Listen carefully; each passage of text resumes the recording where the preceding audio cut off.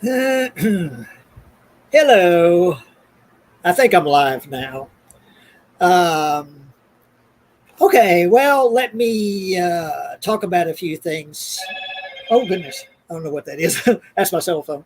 I'll talk about a few things first before we get to the subject at hand. And I think maybe Jake is going to join us tonight. I hope so. And maybe a few other folks will join us or join me, which would be very nice.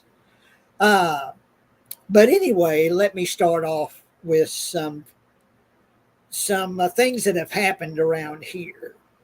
Uh, this last weekend was crazy because here in Mahia, and I'm at Lake Mahia, which is about 9, 10 miles away from the town of Mahia, uh, we had crazy rain. Uh, in some areas, historic amounts of rain. I want to say Lake Mahia, where I'm at, um, 10 or 11 inches, and that's within a 24-hour period. Uh, Friday during the day, it was pouring and pouring and pouring and pouring. And then I think it was Saturday night into Sunday, more just a deluge, a monsoon.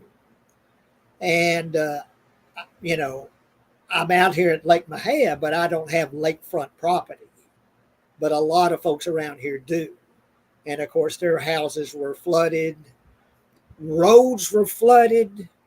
Um, there's towns off to the west that were just basically underwater, just pretty much the whole town underwater uh, during this weekend, just flooding rains.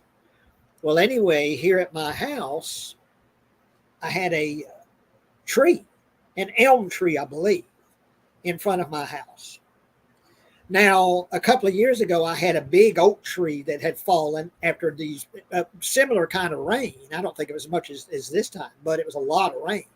And this big oak tree had been leaning, the top of it had been leaning for several years, and it just fell and came within this close to hitting my house. I live in this trailer house, and it would have just caved in the front of the house if it would have hit this house. It was a big old, I think it was, like that big around, a big old oak tree.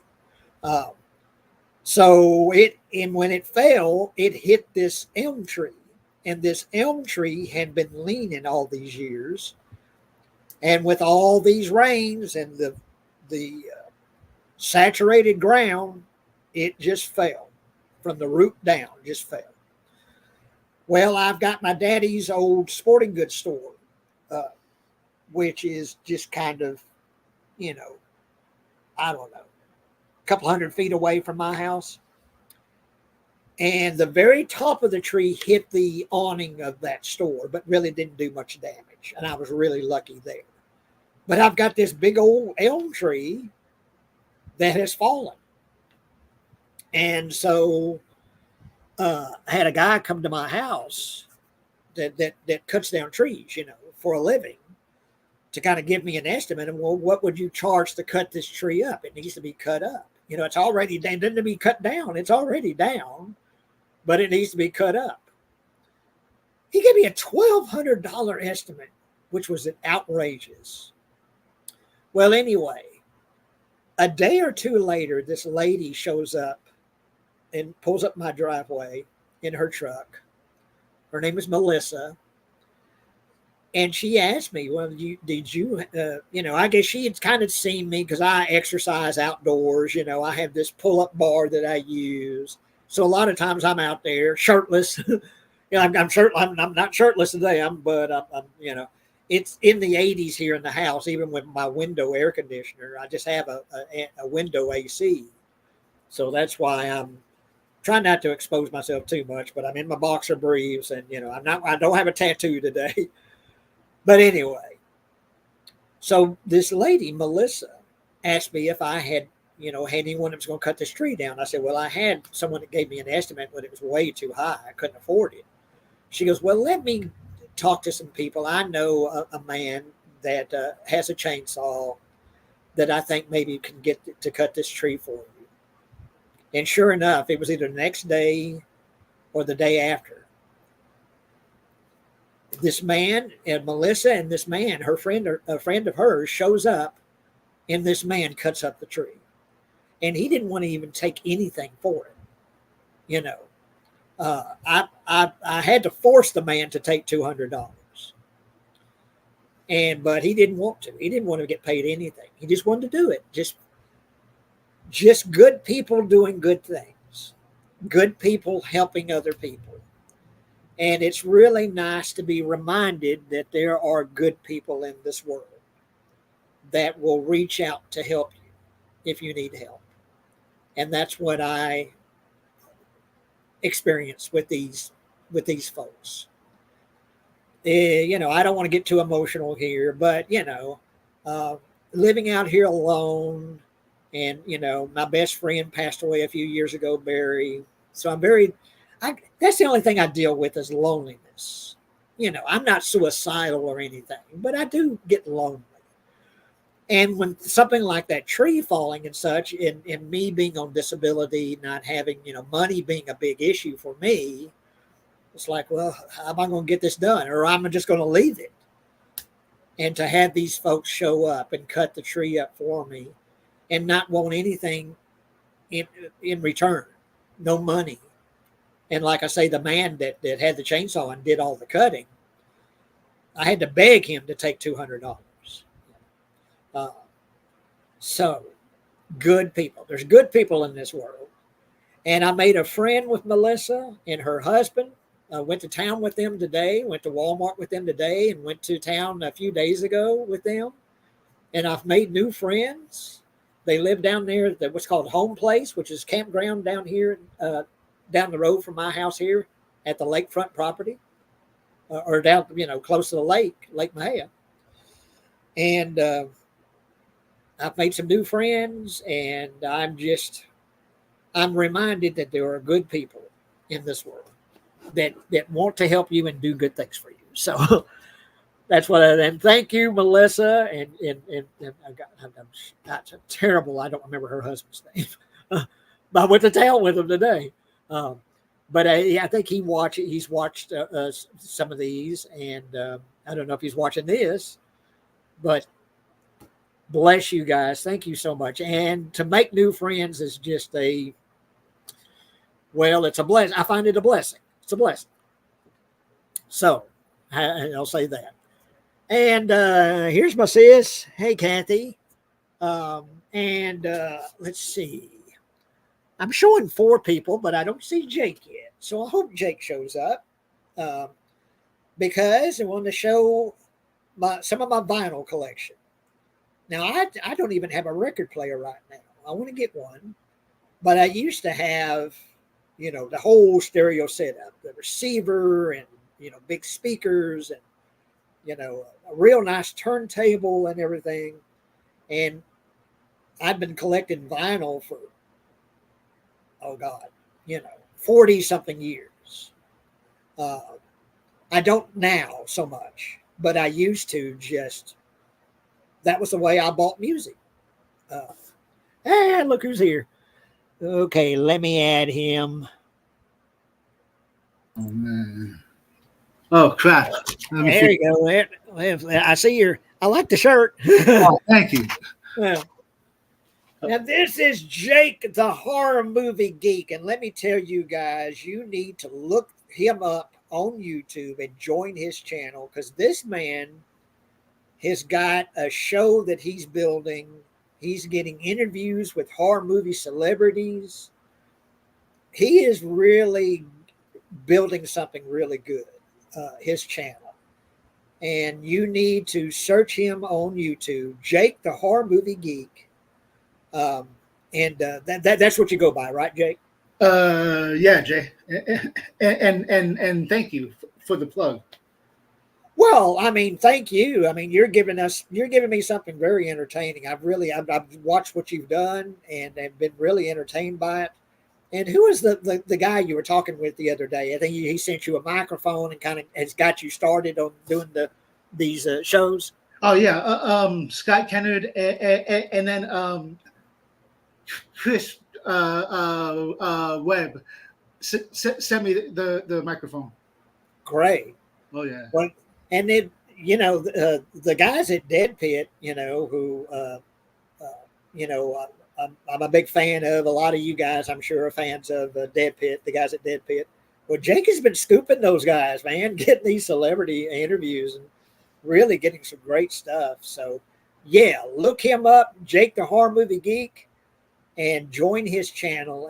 And what have you got coming up, Jake? You got something in the works? Yeah. It may or may not be someone from Halloween 5. I'll say that. Huh. Well, cool. Well, yeah, I definitely, I joined your channel and definitely want to promote anything that you're doing. But yeah, you're getting something really cool developing there, and yeah. So you guys go join Jake's channel and see what he's doing. So, but anyway, yeah, back to this real quick. Just devastating flooding around this, not just Mahia itself, the town of Mahia. Friday, I think it was Friday or Saturday. The whole just the main street was underwater. I mean, cars were the cars couldn't drive. They were just flood. Oh man. I haven't seen it this bad. I've seen floods down here, but this is the worst I've seen.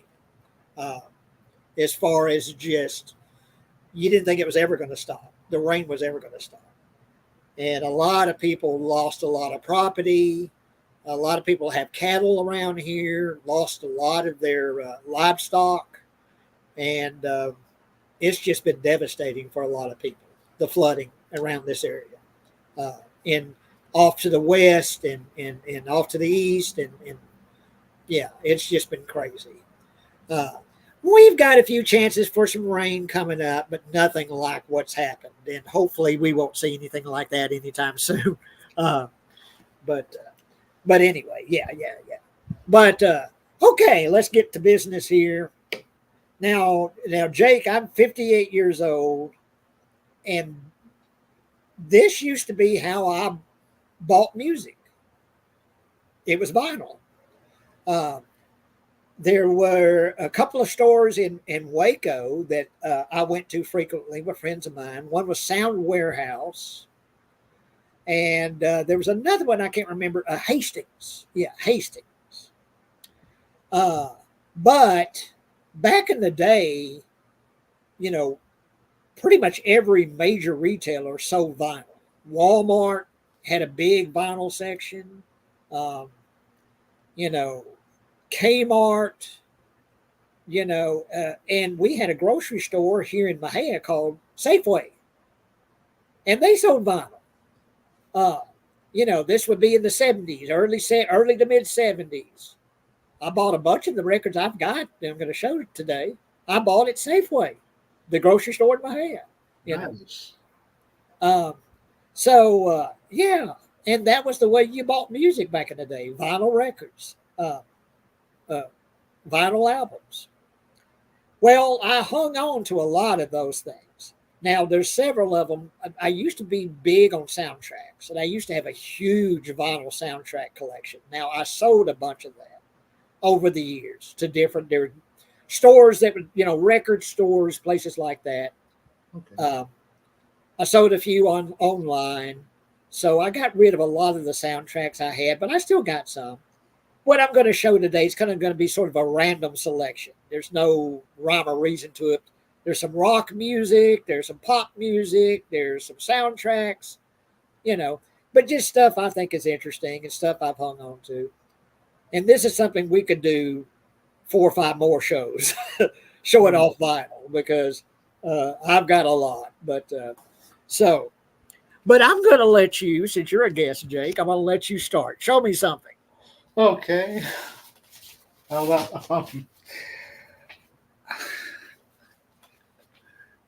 My World by Eddie Arnold. Eddie Arnold. I remember Eddie Arnold. My father really liked Eddie Arnold. Yeah. Yeah.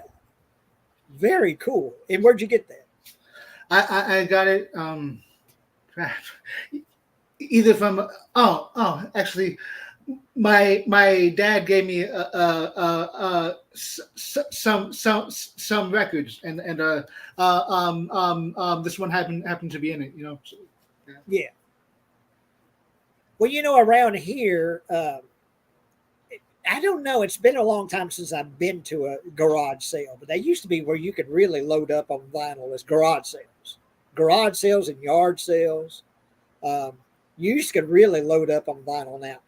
Now that the damn hipsters have made vinyl such a big deal again, Right. uh, now it might be harder to find vinyl now or to find it cheap. But back in the day, you could go to a yard sale, garage sale, like a quarter a piece, buy a vinyl record, Yeah.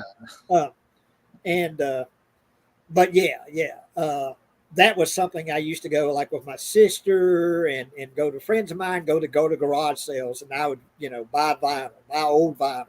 And there's a store here in Mahia. We used to have a Goodwill, but it became Caritas, and it's kind of like a Goodwill. And get vinyl there. They still have vinyl there, I believe. It's been a while since I've been to Caritas, but yeah, Eddie Arnold. And I remember, I believe my father was a fan of. I really liked Eddie Arnold, so I think we had some Eddie Arnold record. Okay, I'm going to show something that some of you horror movie fans are going to go, "Oh shit!" I want it. You can't have it. And this is the original. This is not a reprint. The Nightmare on Elm Street 2, Freddy's Revenge. You can't have it. And yeah. And this is the original vinyl, original soundtrack vinyl.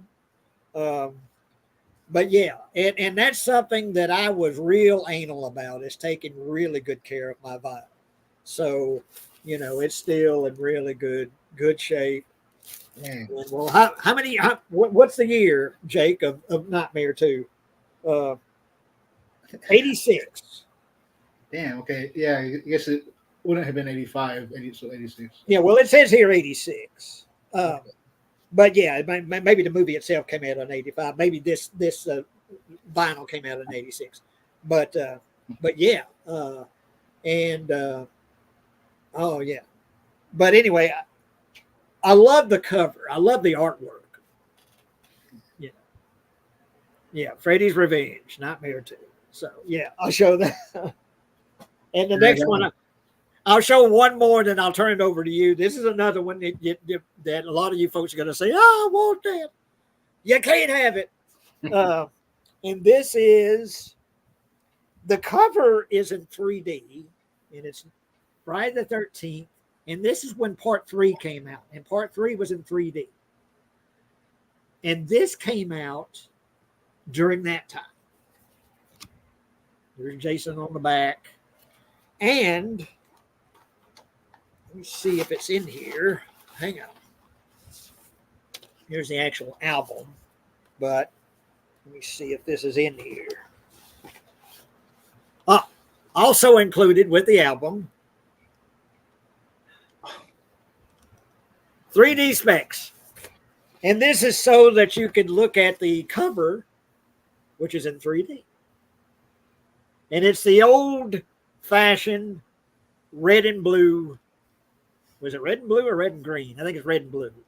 Red and blue 3D specs, so that you could see the cover in 3D and see Jason in 3D.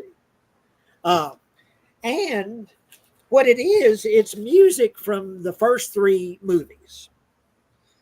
Not every track, but it's got all the main themes and a lot of the music from the movie. And that's what this is. This, I haven't seen this much. I haven't seen anyone show me this, So this, I don't know how rare this may be. But anyway, yeah, the Friday the 13th. And it's got the Henry Manfredini music. And but really cool. And everyone I show this to goes, "Oh, I want that. How much will you take for it?" Well, we'll see. I'll make an offer, I guess. Yet, but anyway, yeah, this is really cool. So, and one that I've hung on to all these years is Freddy's Revenge and that Friday the 13th vinyl. Okay, Jake. All right. The soundtrack to La Bamba. Cool. This movie and I believe I got this at a garage sale or Goodwill, and great soundtrack, great movie. Just Los Lobos and everyone else, all that, and yeah. Very cool. Let's see the back of it. Okay. Oh, okay. Yeah, very cool. Richie Valens, right? Right. Yeah.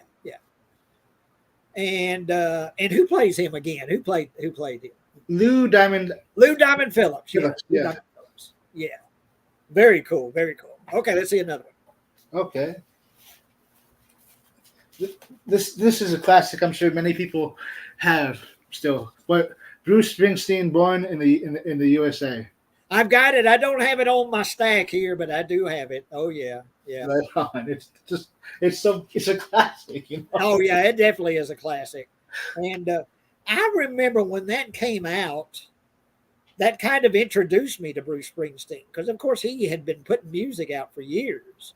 And I'm sure I had heard his music, but just didn't make the connection that it was Bruce Springsteen. But when that came out, that was such a big hit.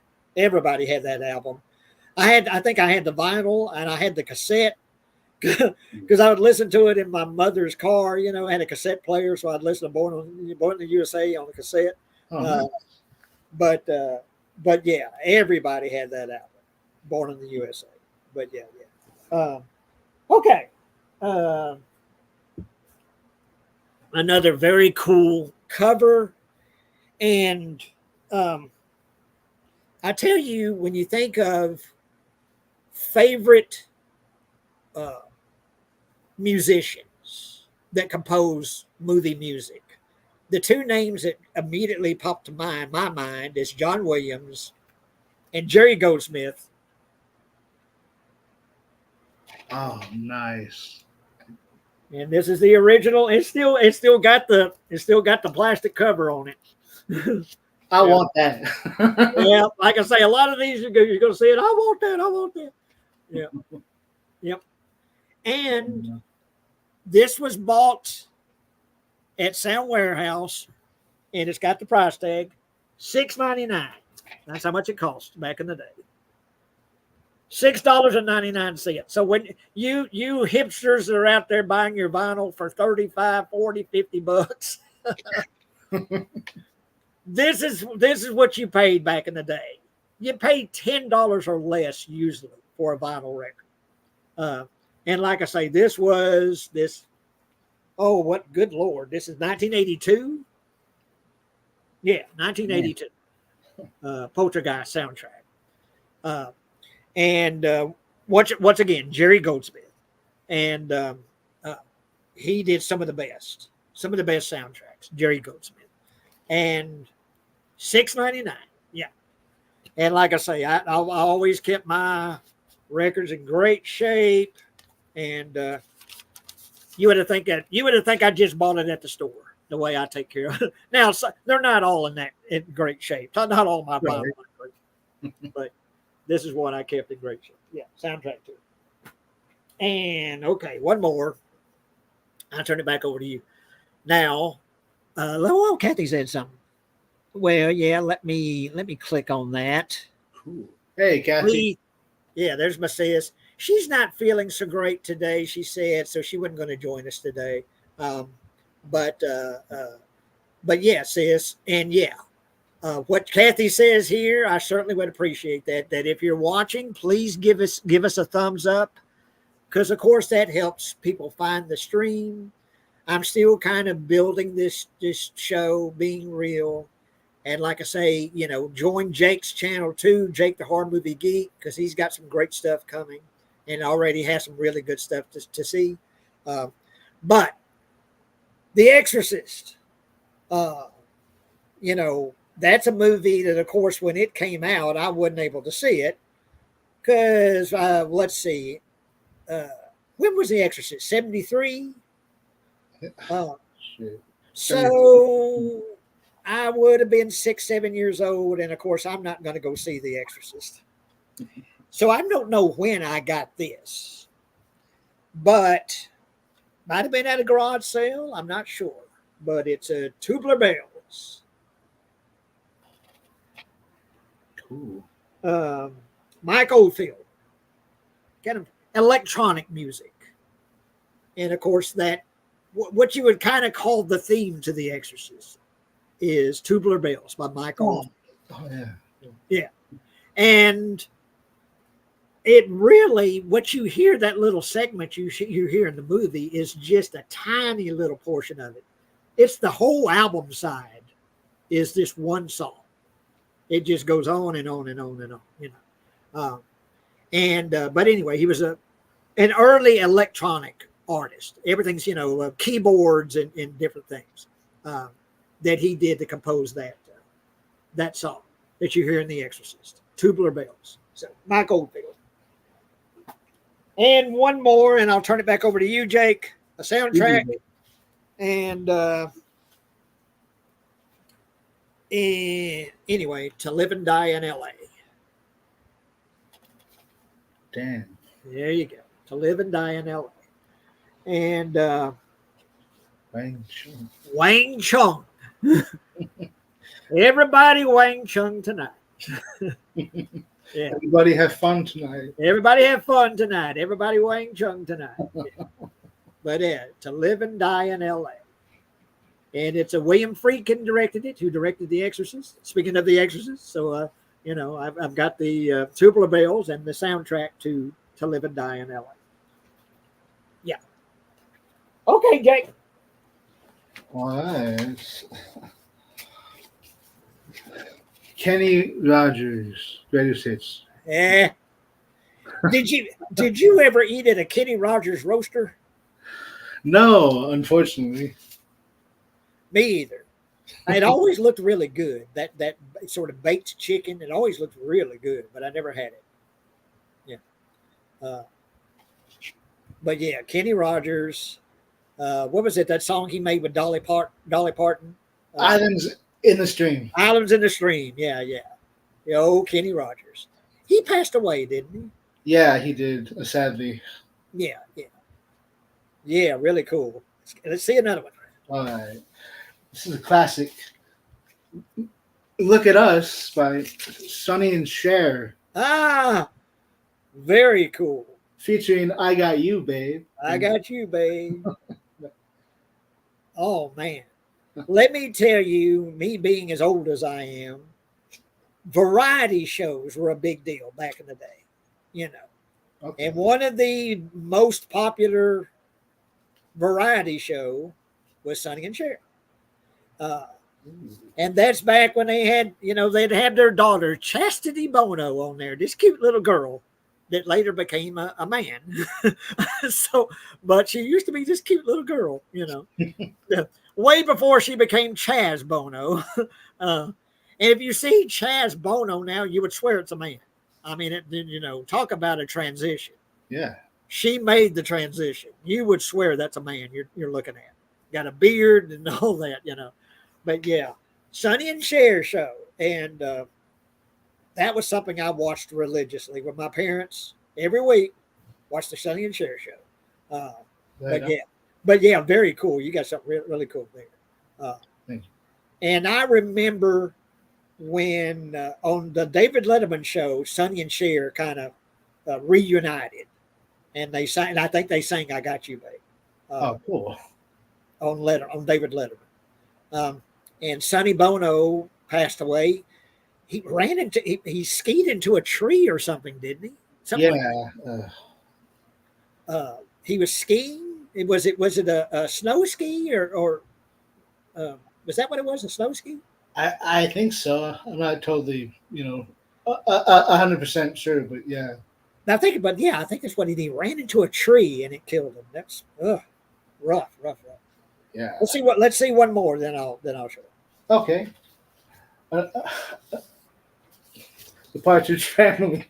Ah, man, you're taking me back, Jake, because like I say, that's another one that I watched. Ooh, Jay. Yeah, I watched religiously. It's the Partridge Family.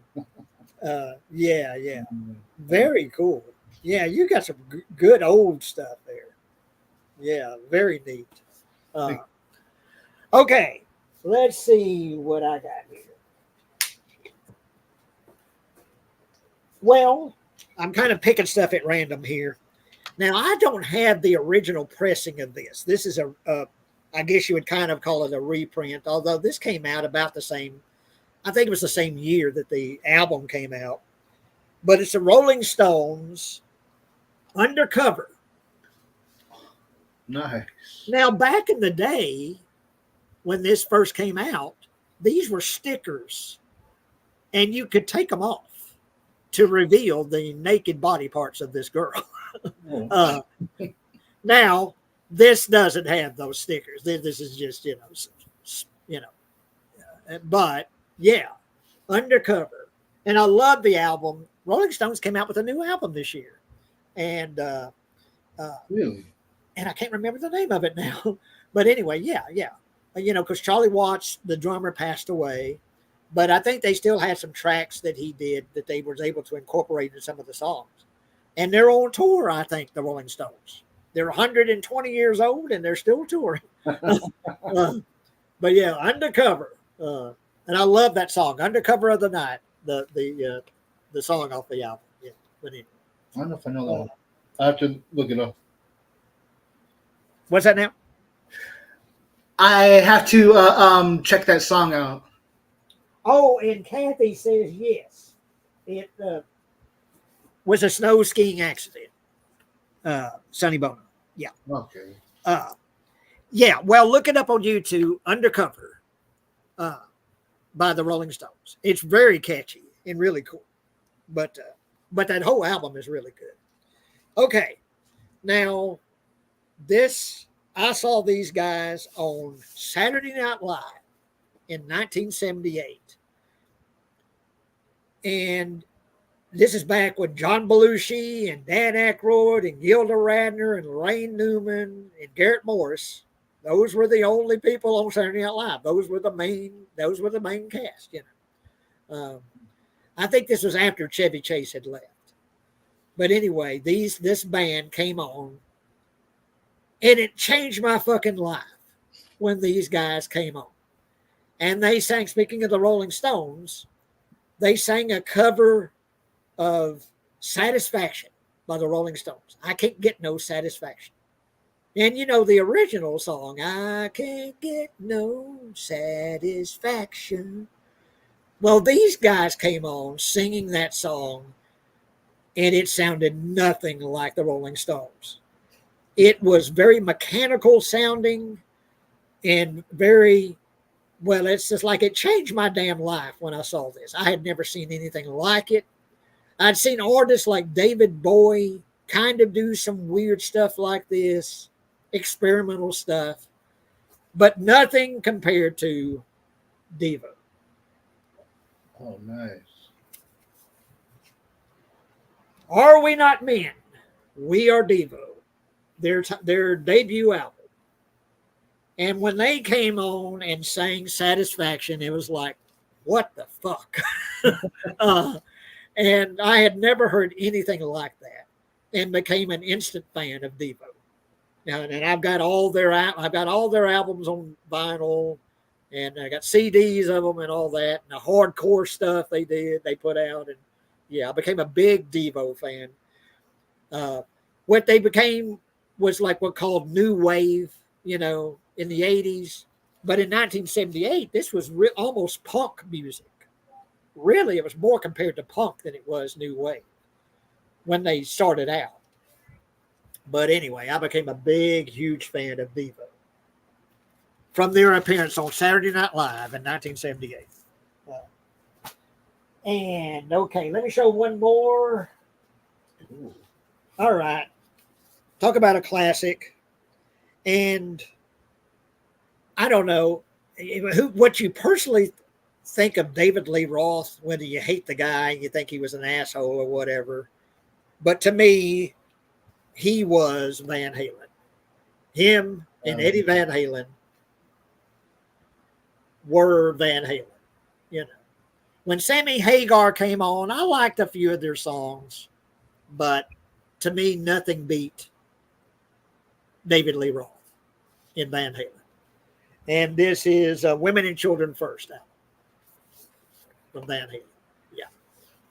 And like I say, I think David Lee Roth was a prick. You know, he was a jerk. He was an asshole. He was hard to work with. But I think he was quite the showman.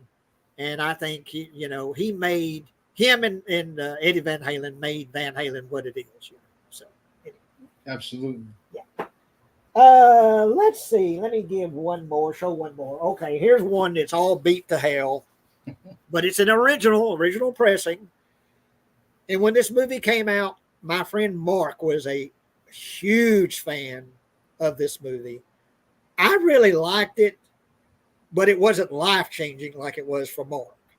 And he became an independent filmmaker. He passed away in 2010. But he really inspired me to start trying to do that kind of thing, make short films and stuff. And he got me sort of into that, making short films. But when this movie came out, there was nothing like it. And of course, it beat all box office records, and everybody and their mother and brother and sister and father and mother saw Star Wars. Yeah. This is what's called a gatefold. You open it up, and it's got shots from the movie. Yeah. Ooh. There's Darth Vader on the back. John Williams. Soundtrack to Star Wars.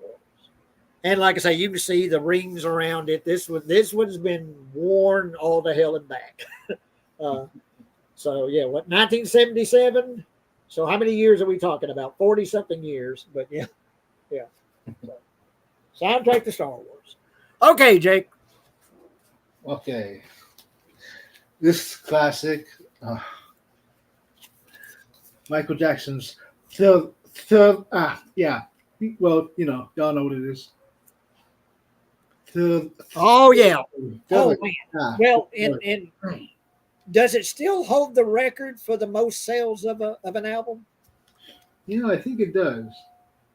Or maybe, I don't know, I have to look, but yeah. And that's one I don't have it here, but I have it. Yeah. Well, everybody had Thriller, of course. Everybody had Thriller. And of course, the video for Thriller is one of the greatest, maybe the greatest music video ever made. The video for Thriller. Oh, for sure. For the song Thriller. Love that video. Yeah, of course. Yeah. And who was it? The director of American Werewolf in London and such. The director, John Landis. Yeah. Oh. Yeah, he directed it.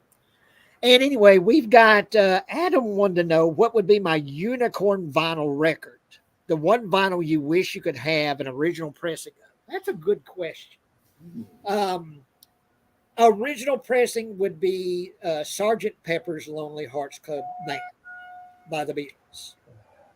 If I had an original pressing of Sgt. Pepper in really good shape, for one thing, I could probably make a lot of money. Now, I've got it here, but it is certainly not an original pressing. But that just what immediately comes to mind is Sgt. Pepper's, to have an original pressing of Sgt. Pepper's. Let's see. Daniel Shine. Well, there was a new person, I think. Hey, nice to see you. Shout out from Flesh Wound Features, Jay. I impulse bought a ton of horror soundtrack vinyl during COVID. Oh, cool. And is this reprint stuff, or did you find some older stuff? But great to have you here.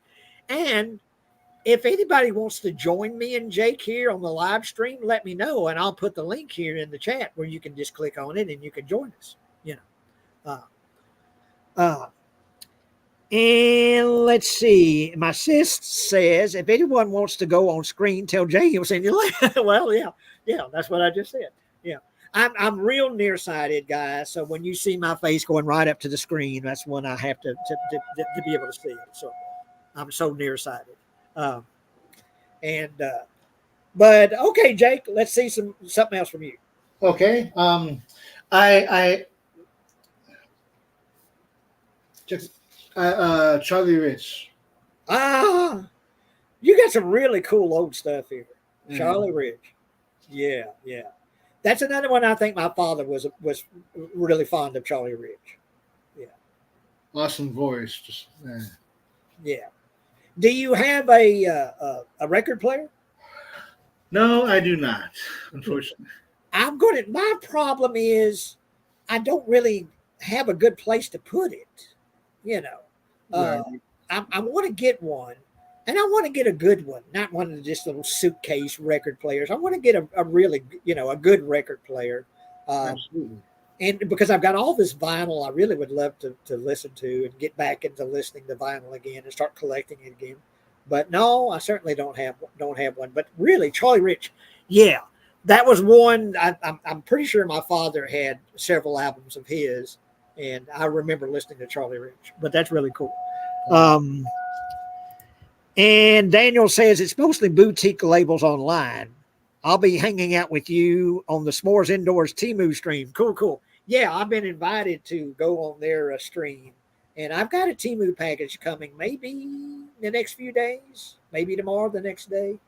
Coming soon. I've got a Timu package coming, and it'd be cool to join them, S'mores Indoors, on their stream. Okay, let's see what else I got here.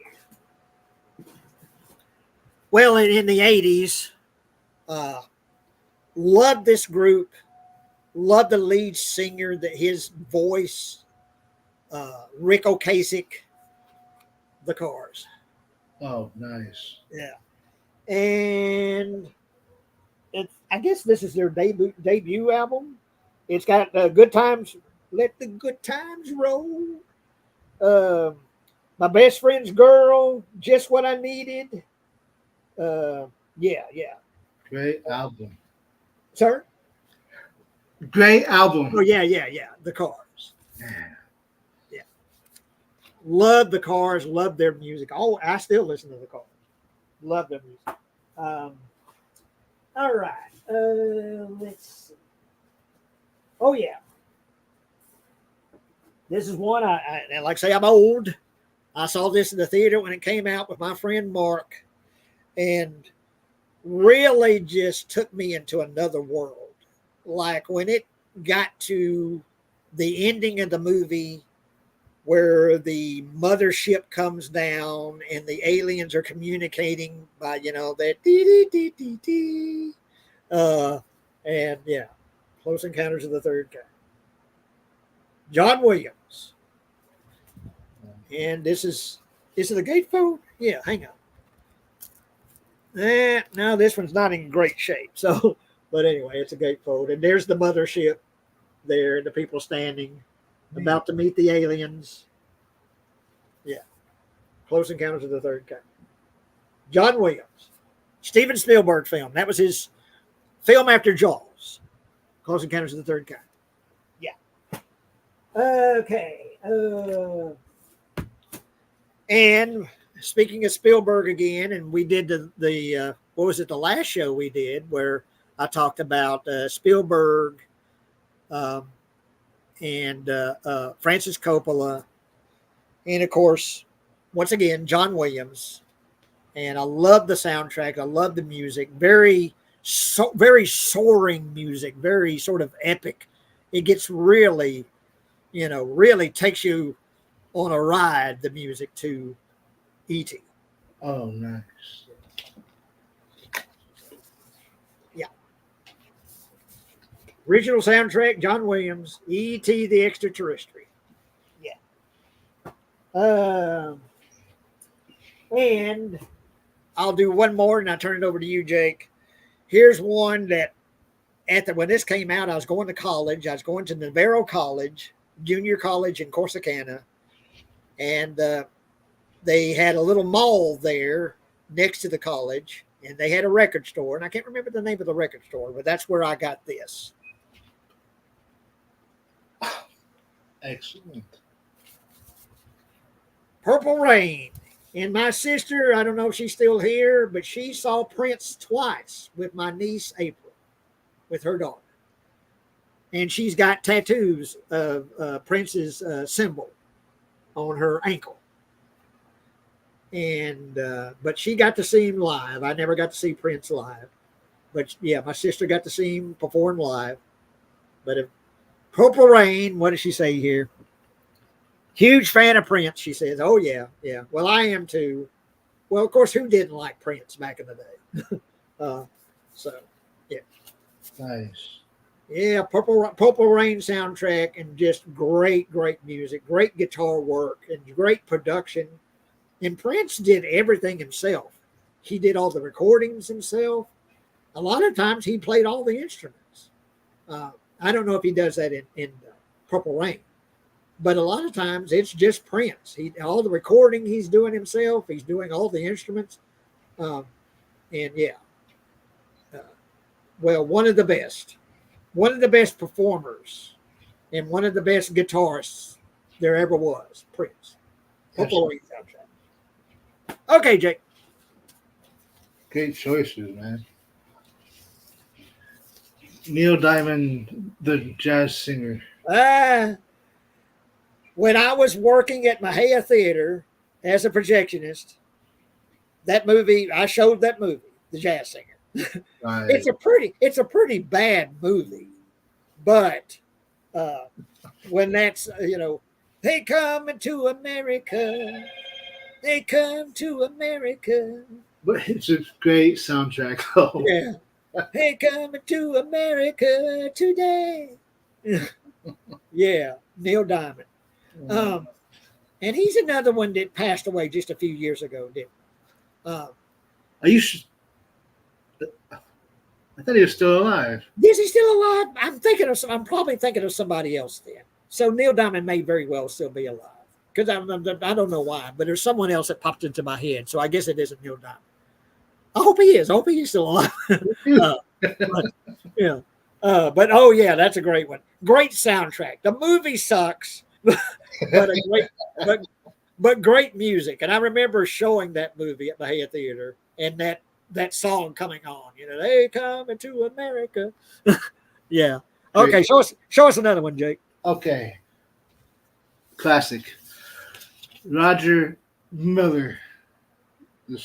Man. And the piano, right? Piano. Did he play? Was it with the piano that he played, Roger Miller, or is it like an orchestra? I think he did play a piano. I'm not really too sure. I want to say Roger Miller played piano, but it could be that he also sort of composed music too, like with an orchestra. But that's another one that I think my father was a fan of, Roger Miller, and I liked him too. But I'm sure we had Roger Miller albums. So just such a great artist. Yeah, you've got some really good old stuff there. Okay, let's see another one. Okay, this is a classic from Kiss, Destroyer. Oh man, yeah. There's some people would probably want to fight you for that one. Is that an original cut, original version? I believe so. It's the cover is like, geez, oh crap, that's not cool. But yeah, Oh yeah, very cool, very cool. Thank you.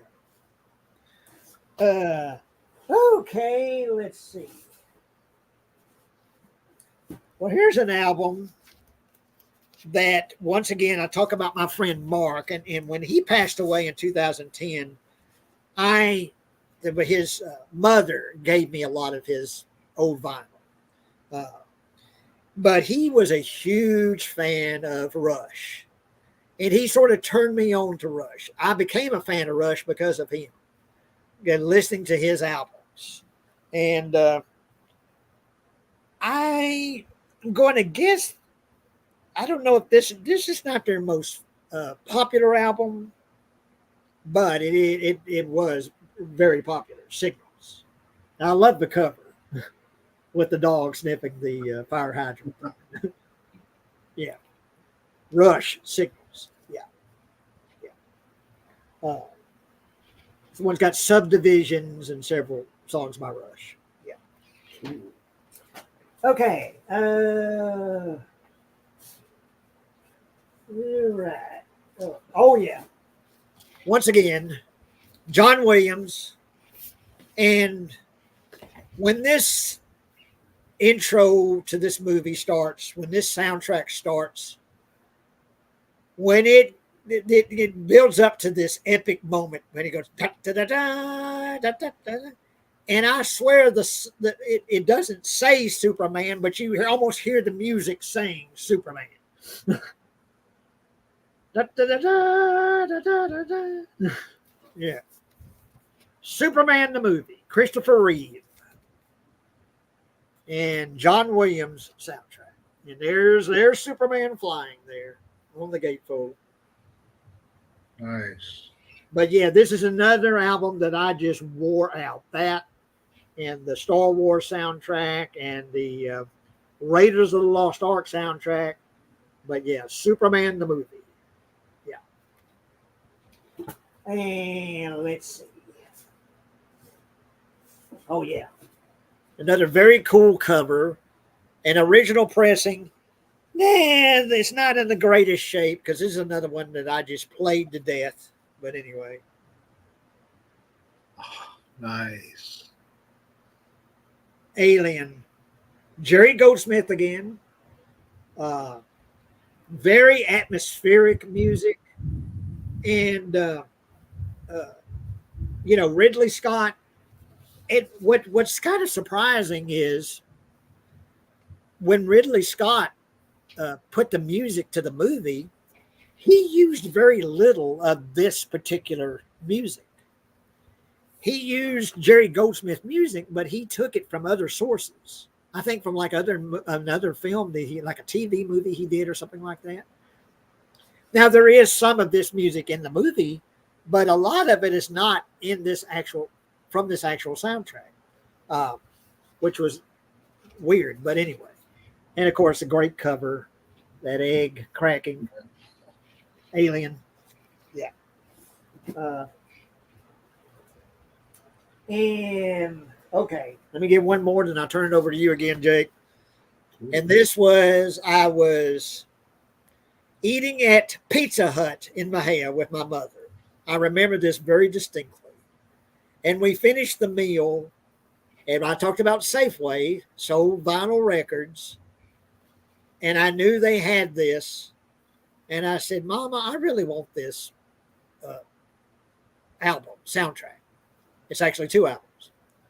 Would you get it for me? Because at the back, I didn't have a job. I didn't, she was my source of income, was my mother, my mother and father.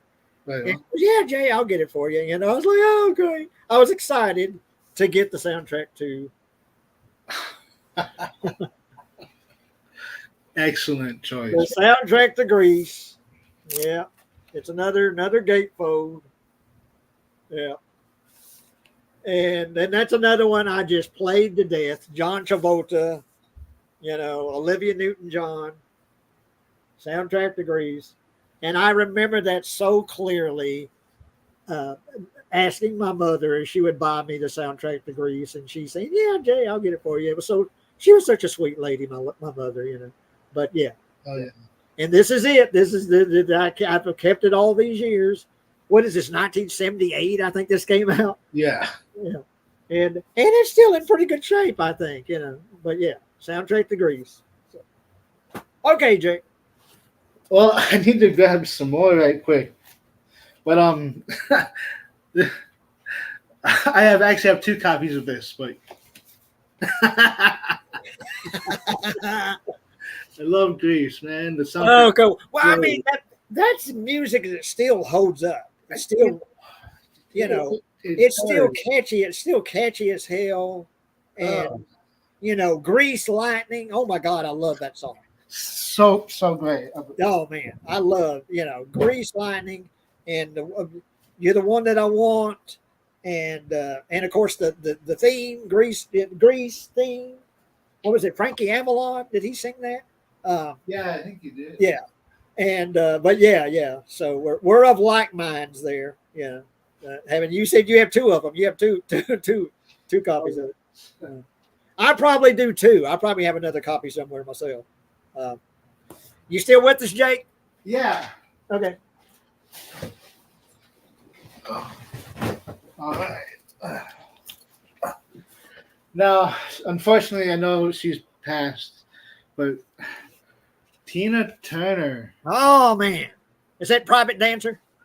I think it's her first one. Is there? First album. Yeah. But for everyone, I'll show you. See her butt. See Tina's butt. She kept herself in good shape. Tina did. Oh yeah. Yeah. Yeah. Oh, that's a great one. Okay. Unless you've got another one, go ahead and show it to us. All right. Aerosmith. Oh man. Dream On. Now, what's some of the songs that are on that one? Make It, Somebody, Dream On, Dream On. Okay. One Way Street, Mama Kin, Write Me, Moving Out, and Walking the Dog. Oh man. Yeah, that's classic. Oh yeah. Yeah. Well, okay, I'll show one. This is another one I got at the Safeway in Bahia. And then once again, Saturday Night Live, which back in the day, it started in 1975, Saturday Night Live. And my sister here turned me on to Saturday Night Live. Said, Jay, you need to check this show out. And Kathy says, Dream On is her groove. Right on, Kathy. Dream on, dream on. But anyway, and when Dan Aykroyd and John Belushi came out in the little skinny ties and the suit, and Dan Aykroyd had this suitcase with a harmonica in it, and he had with handcuffs with the connected to this suitcase, and John Belushi, took the handcuffs off, and he pulled out this harmonica. Dan Aykroyd did. And they started singing Soul Man. And I was once again like, motherfuck, this is the coolest thing in the world. Watching John Belushi and Dan Aykroyd, the Blues Brothers. It was so cool to see members, because they're comedians, that on the show, Saturday Night Live. But just great musicians playing this music. And John Belushi singing Soul Man. And then Dan Aykroyd playing the motherfuck out of that harmonica. Man, he could play that harmonica. He was a real good musician. He could actually play that shit, and just really good music. And this is a concert album, Briefcase Full of Blues, that I could not wait to get. Got it at the Safeway in Bahia. And I've hung on to it all these years. And I love it. I love this album. I love this music. I love them as the Blues Brothers. Once again, speaking of John Landis, I love the movie, The Blues Brothers, that John Landis directed. And just terrible to lose John Belushi at such a young age. A drug overdose, which took down a lot of people during those days. A lot of famous people went down because of drugs. But anyway, Briefcase Full of Blues, the Blues Brothers. And one of my favorite just music albums ever is this. Yeah. And okay. Now this one, I didn't have MTV, but my friend Mark did. And I was visiting with him in Houston, Texas, staying a week in Houston, Texas. And he had MTV because out here in Bahia, we didn't have MTV, but he had MTV in Houston.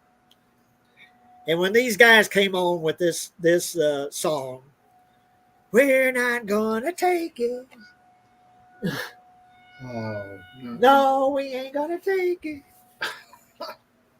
Yeah, Twisted Sister, Dee Snider. And what is the horror movie he directed, Jake? Strangeland. Strangeland. Yeah. Great movie. Real early internet it shows the internet and chat rooms and stuff.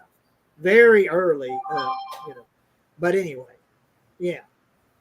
Twisted Sister.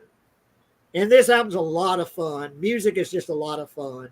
And Dee Snider, of course, was a lot of fun. you know. But anyway, yeah, Twisted Sister. And this is the Stay Hungry album. So, yeah. And okay, let me show one more, and then I'll turn it over to you, Jake. Now, this one is beat all to hell and back. But Jake has the Grease soundtrack, a couple of versions of that. So I would be surprised if he has this too. Saturday Night Fever. Choice. And that's something that no matter what your opinion of disco is, this album kicks all kinds of ass. This album still really holds up. This music still holds up. The Bee Gees and everyone on this album still just kicks all kinds of ass. The Saturday Night Fever soundtrack, I still listen to it. To this day, I listen to it. Yeah, like this is all beat up, but anyway, it's another gatefold. John Travolta. And there's the Bee Gees and John Travolta strutting on the cover there. Nice. Saturday Night Fever soundtrack. Okay, Jake. Okay, hold on for a second. I must grab some more. Go ahead. I'll be back. You'll be back. Well, let's see.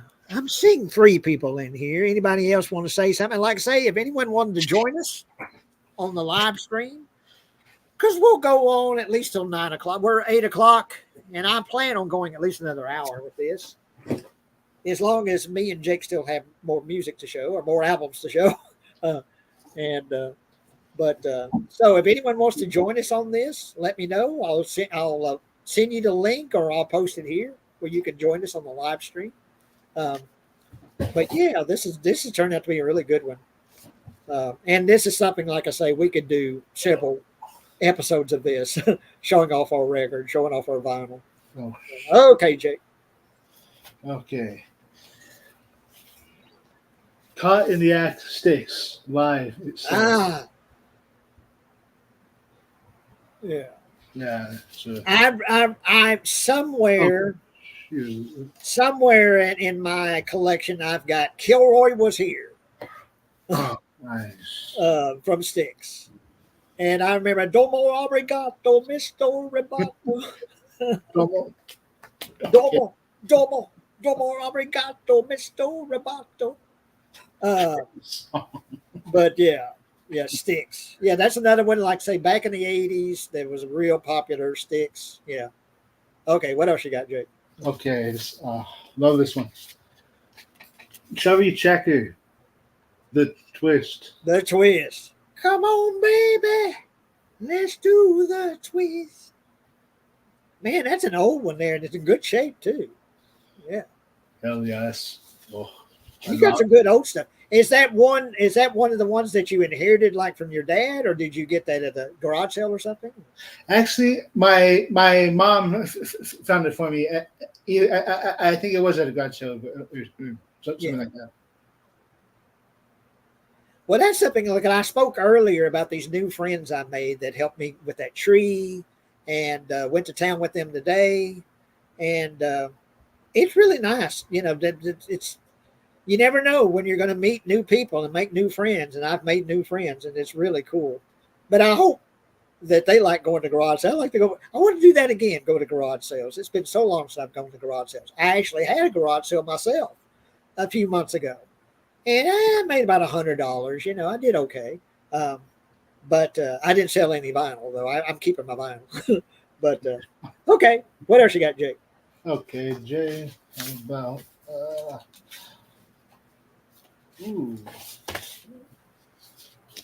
little Nat King Cole. Oh, man. Nat King Cole. Yeah. Love his voice. Yeah. And I love the music, too. I love his music. What was it he did? Chestnuts roasting on an open fire. What is it? It's Smile. what? Yeah, Smile. Yeah, that's another one. But I think it's a Christmas song. Oh yeah. Jack Frost nipping at your nose. Oh, the Christmas song. Christmas song. Yeah, yeah. And I love his version of that. Yeah, Oh, same here. It's like the best version. You know? yeah, yeah. Tiny tots with their eyes all aglow. Next to Stevie Wonder's version too. Is also. Yeah, it's Stevie Wonder. Yeah, yeah. And I've got some. I don't have any here, but I have some Stevie Wonder albums. And you mentioned Stevie Wonder. Okay, give me one more, then I'll do. Okay. Mr. Glenn Campbell. Oh man, that's another one that was in my father's record collection. Glenn Campbell. Yeah. And name some of the songs that are on that. Gentle on My Mind, Just Another Man, Mary in the Morning, Bowling Green, which is my hometown. Huh? Are you Kentucky? Oh no, Ohio. Ohio. Oh, okay. Ohio. Is that where you're at now? Yeah. Okay. I didn't know that. Until this time, I didn't ask you where you're at. Ohio. Well, I'll tell you, I talk about my one of my favorite bands, Devo. Well, that's where they came from.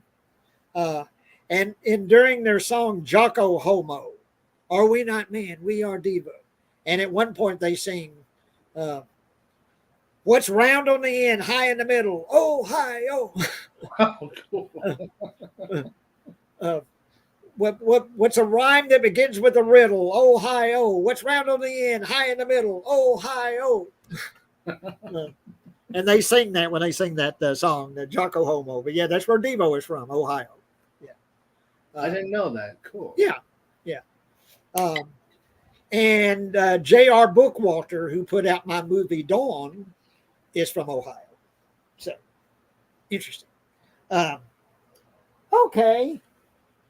Here's an album. The 80s. Everyone I knew had this album. And still love this music. And yeah, I think I love every song on this album.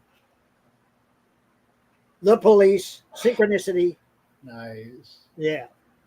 Let's see. What is on here? It didn't say on the back here what's on here. I'm trying to think if Roxanne is on here or not. I don't think Roxanne's on this album. But anyway, great album. Synchronicity. The Police. Yeah. Hang on. Yeah, Kathy. Nat King Cole has such a smooth voice. That's a great way to describe him. Very smooth. Yes. Very like smooth. Butter. Smooth like butter. Very smooth. Very smooth. Yeah, yeah. It's a great way to describe it. And his daughter Natalie did I think it was after Nat King Cole had passed away, but she put in an album where they sang kind of duets where, took some of his songs where she would sing with him, Natalie Cole. And that's a really good album too. Okay, here's another one in the 80s. Big fan of them. Very catchy music. A lot of fun. And this is the Dream Police album. Cheap Trick. Nice. Yeah. Yeah. Cheap Trick. Great music. A lot of fun. Very catchy. Yeah.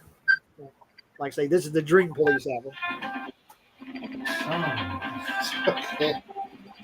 Excuse me for a second. Okay, yeah, Jake's getting a call here. You got people. I see two people. But hopefully you guys are going to be watching this later and enjoying it.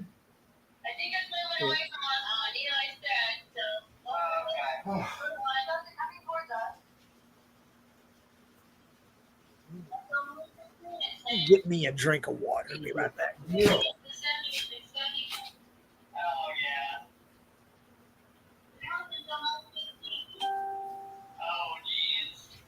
What time is it now? Oh, okay. Whew, goodness. Like I say, we're already what they call the heat index was close to 100 degrees today, in the 90s. What they call the heat index. I mean, the actual temperature was like upper 80s. But yeah, Texas does heat, and I prefer the heat over the cold. So I'm one of the few people that really doesn't mind the heat too much. Okay, how's it feel to be 26? But, let's let Jake take care of his business. I hate to eavesdrop, but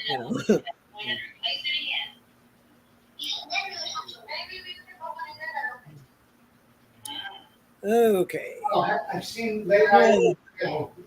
But let me say, while Jake takes care of that, once again, if you're watching this, either now or later, if you would please give us a thumbs up.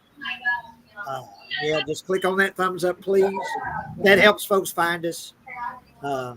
And thank you guys, everyone that's been watching and supporting the show, being real. Certainly appreciate it. And I think we're getting something really good going here. It's a lot of fun, so I really appreciate that. And yeah. So,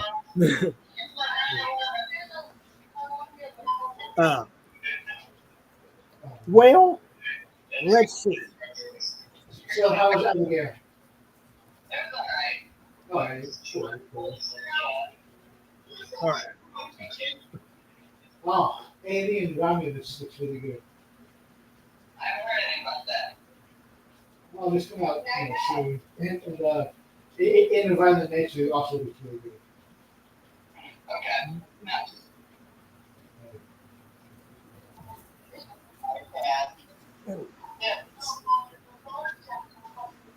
I hope Coca-Cola's feeling better. It's been doing a little bit better. Okay, good.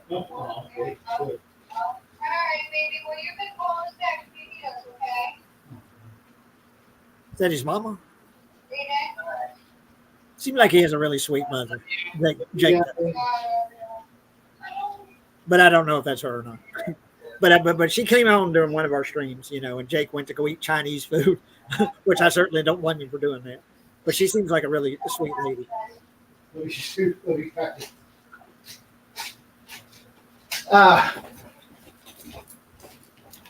Okay, I'm back. Sorry.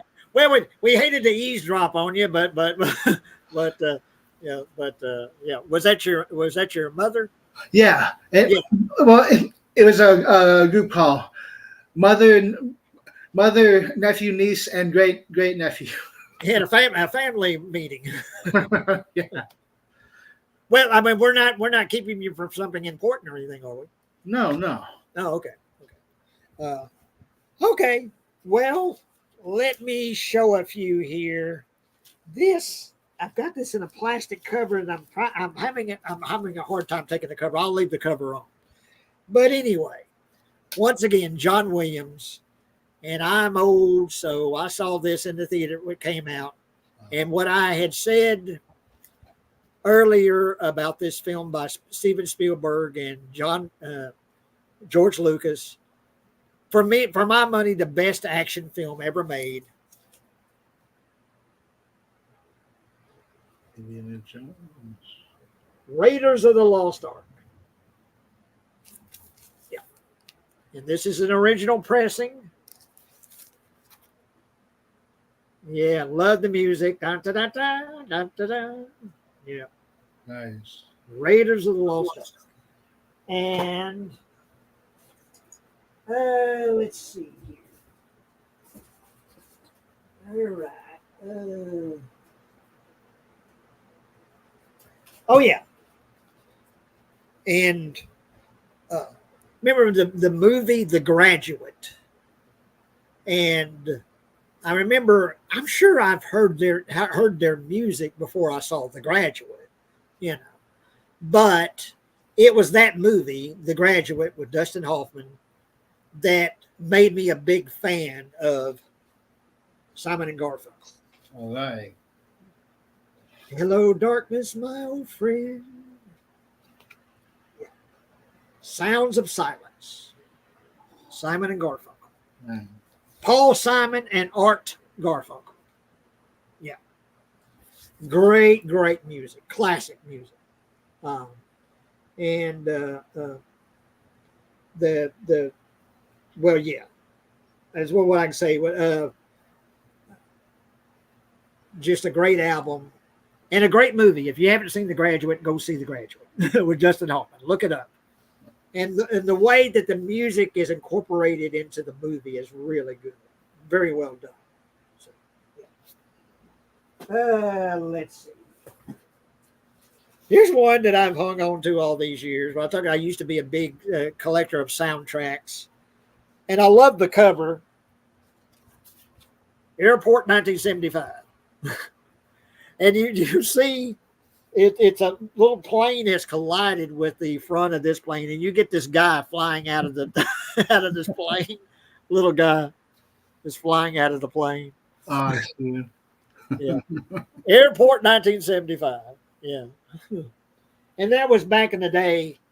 There was all these airport movies. There was like Airport 73 and Airport 75 and Airport 1980 and Airport this and that, you know. But yeah, this is Airport 1975 soundtrack. And this is music. I like all kinds of music. I love classic music, you know. I even like a lot of the old country because my father was a big country and western fan. So I grew up listening to country music and my sister listening to, you know, rock and roll. And so I listened to all kinds of music and became a fan of all kinds of music. But I'm sort of a weird guy and I like weird music. You know, so David Bowie would kind of do some weird sounding stuff. Of course, Devo. And when I heard this group, a lot of keyboards, a lot of very atmospheric sounds, very experimental sounds that they would incorporate in their music, particularly their early music. And anyway, here's Pink Floyd, Adam Hart Mother, with the cowl on the cover. And you get the cowls on the back, and it's a gatefold. And you get the little countryside there in the gatefold. But yeah, Pink Floyd, Adam Hart Mother. And I think it's, you know, who put out an album with a damn cow on the cover? Well, Pink Floyd would do that. You know, early Pink Floyd would do that. But like I say, very atmospheric music. You know, they did very experimental music. And I don't have Dark Side of the Moon with me, but of course, that album just broke all kinds of records for sales, you know, Dark Side of the Moon. But I love their really early stuff. And Adam Hart Mother is one I really like.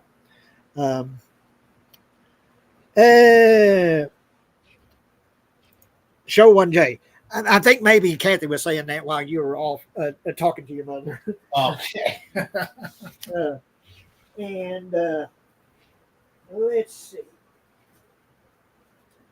Let me find one more, and then I'll turn it over to you, Jake. Okay. And this is an album. Once again, I inherited from my friend Mark after he passed away. But I really like this album. And this is probably their most popular album, the one that made the most money for this group. And it's Supertramp, Breakfast in America. Yeah. What is that song? Take the Long Way Home. Great song. Take the long way home. Yeah. Right. Supertramp, Breakfast in America. Yeah.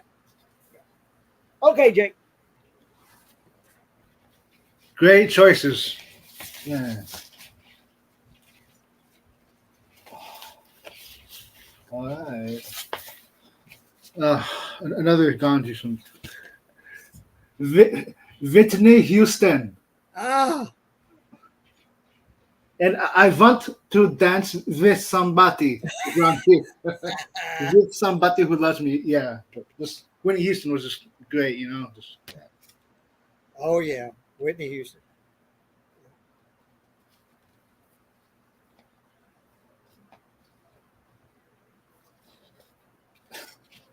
I'll let you continue. What else you got? all right. Might as well continue with the theme I've got going on. Willie Nelson. Ah, I'll tell you something, Jake. One of the few songs that makes me cry like a baby is uh, uh, what what is it? Good Lord, I'm trying to think. It's a Willie Nelson song. Uh, Blue Eyes Crying in the Rain. Yeah, that's it. Great song. And it's on that. Is it on that album? Is that the Redheaded Stranger? What is that? Is that Redheaded Stranger? Always on my mind. Always on my mind. Okay, yeah, yeah. You were always on my mind. Oh, I love Willie Nelson. I love his. Always loved his singing voice. It has that sort of twang to it, but it's just perfect for the music that he sings. You know, Georgia on my mind. Always on my mind. Um, Absolutely. God, man, like I say, Blue Eyes Crying in the Rain, which is a simple, very simple song with the guitar, but it just makes me weep like a damn baby every time I hear that song. Blue Eyes Crying in the Rain. You know, but yeah, I love Willie Nelson. Yeah, always did really love his music and just love the way he sings, his vocals, you know. Oh, absolutely. Just has an awesome voice. Yeah, yeah.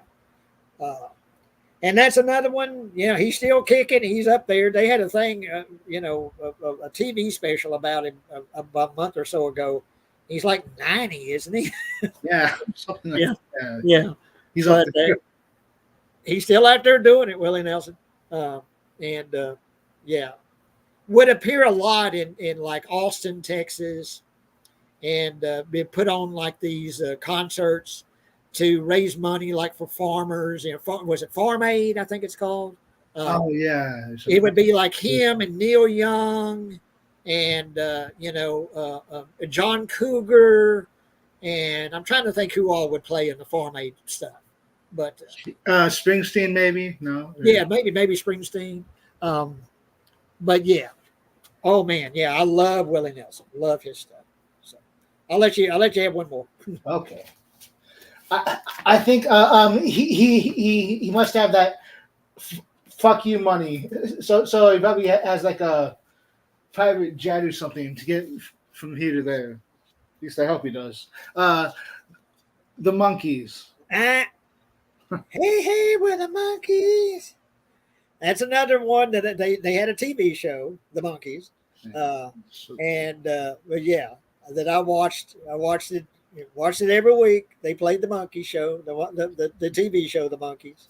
Yeah, and actually really good music. And you know, the thing is, they were mainly hired as actors for this TV show, but it turned out they were actually really good musicians. um, and could actually really play and sing and write music. So, yeah. Was it Mike Nesmith? Who all was in the Monkees? Davy Jones. Davy Jones. Mickey Dolenz. Mickey Dolenz. Okay, yeah. And Mike Nesmith.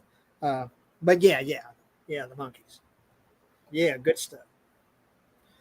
Let's see. Okay, well, here's an album, once again, Safeway in Maya, and I had to have this, once again, Saturday Night Live. He would come on Saturday Night Live, and him and Dan Aykroyd would do these characters, the wild and crazy guys, and they were brothers, you know. And we are two wild and crazy guys, you know. And anyway, when this album came out, I had to get Steve Martin. Yeah. And A Wild and Crazy Guy is the name of the album. And it's Steve Martin. There he is playing he played banjo though. So he's not playing a banjo. He's got a guitar here, but Steve Martin was a really good banjo musician, and he put out several albums of banjo music with Edie Brickell. There's 2 or 3 albums he put out with Edie Brickell. Steve Martin did, but he's a really good banjo player. But anyway, this is his comedy album, Wild and Crazy Guy, and this is what I got from Safeway in my hand. Yeah. And oh man, when I heard this song, and it has the other F word, but and I asked Alexa on my Echo Dot. She's heard me and she wants to know I'm talking. She wants to know if I'm talking to her.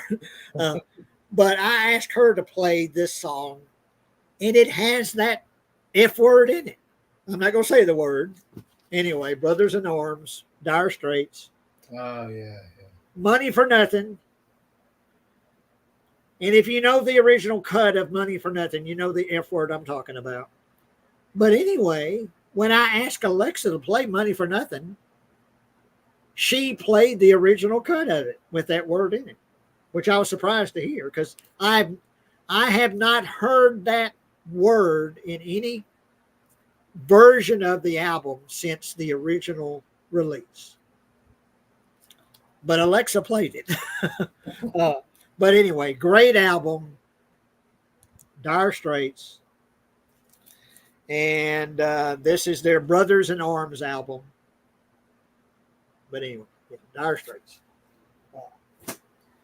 And okay, one more. Another soundtrack that I hung on to. And it's a James Bond movie, The Spy Who Loved Me. Ooh. Yeah. There's when Roger Moore played James Bond. And it's the soundtrack too. And it's the theme to The Spy Who Loved Me is Nobody Does It Better, sung by Carly Simon. Real pretty song. Nobody does it better. Yeah. But anyway. Yeah. Spy Who Loved Me. James Bond. Original soundtrack. Okay, Jake. Great choices.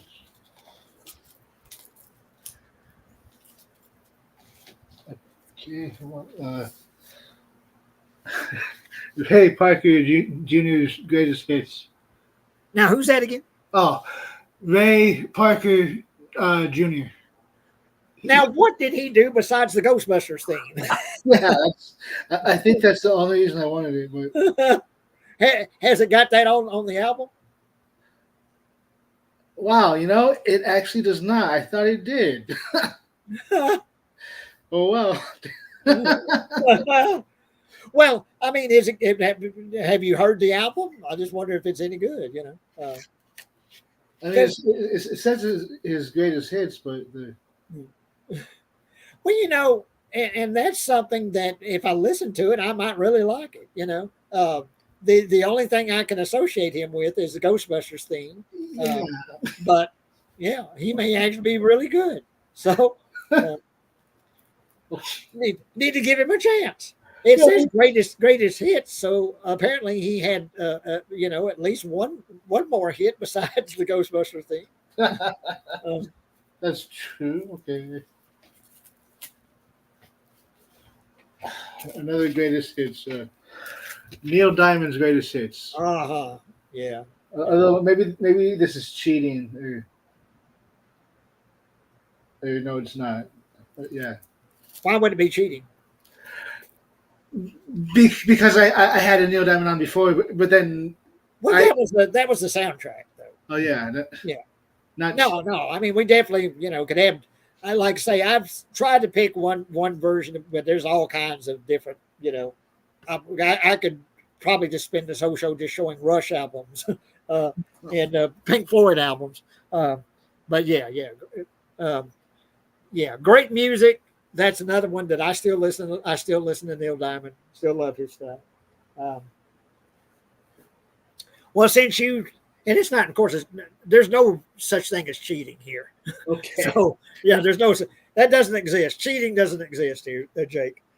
And I'll show another one from Rush. And I love the cover to this. And let's see, should I cover him up? I'll cover him up. I don't. It's got a nude guy. Hey, God.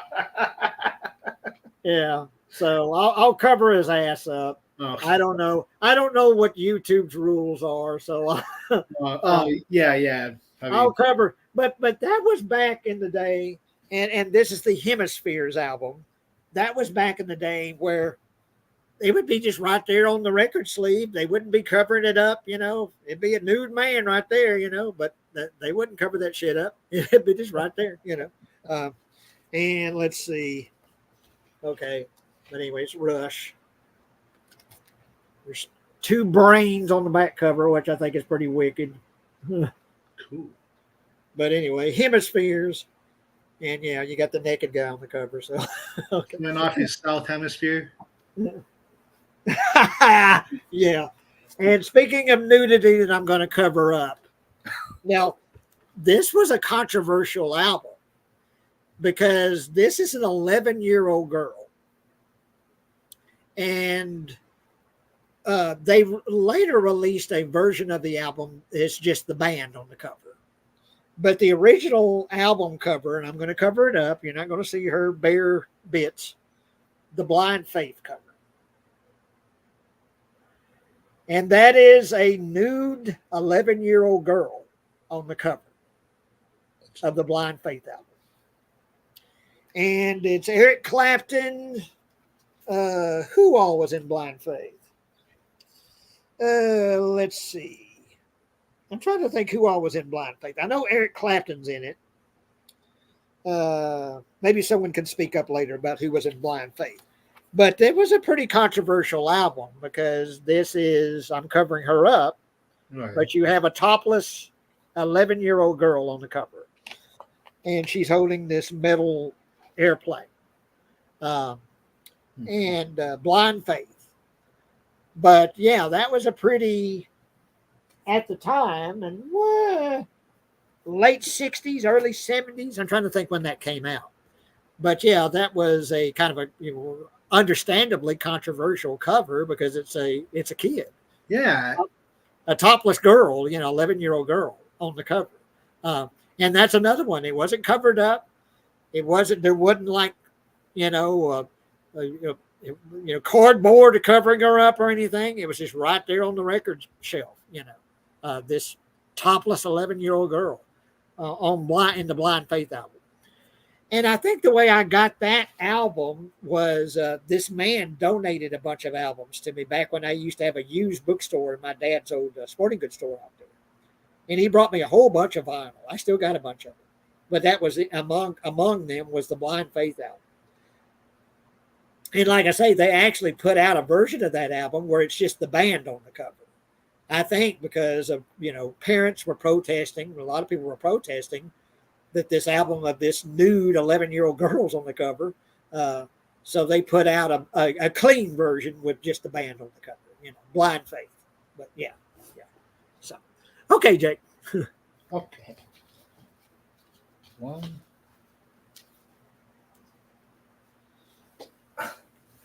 More Springsteen. Which one is that? It is Born to Run. I should have looked at it. It has that gate thing you're talking about. Gate code, yeah.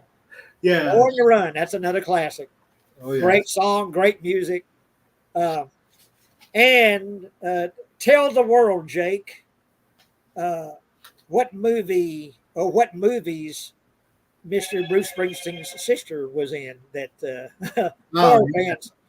horror fans will be very fond of. Sleepaway Camp 2, Unhappy Campers, and Sleepaway Camp 3, Teenage Wasteland. Pamela Springsteen. Yeah. Directed by Michael A. Simpson. Check him out. And part 2, I just love to death. She just seems to be having the time of her life in that movie, Pamela Springsteen. Now, she doesn't do any horror conventions. She won't really hardly talk about the movie anymore. I don't know if anyone's asked her about it. She's a photographer, I believe, a professional photographer.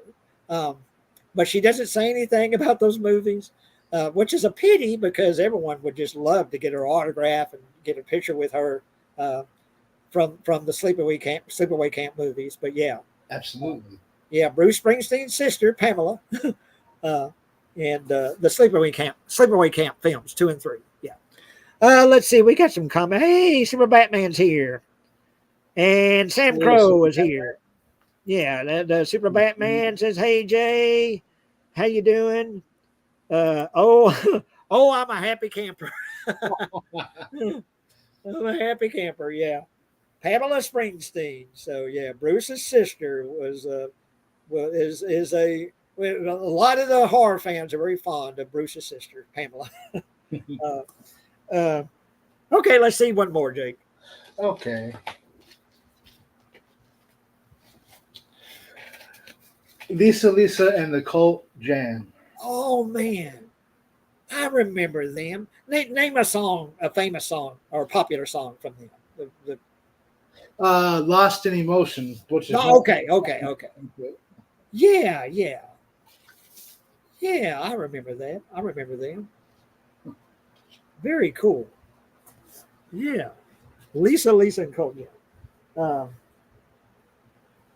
Okay. Well, this is not an original pressing, and someone asked me earlier, what would be my album that I would want an original pressing of that I don't have, and that would be Sgt. Pepper's Lonely Hearts Club Band.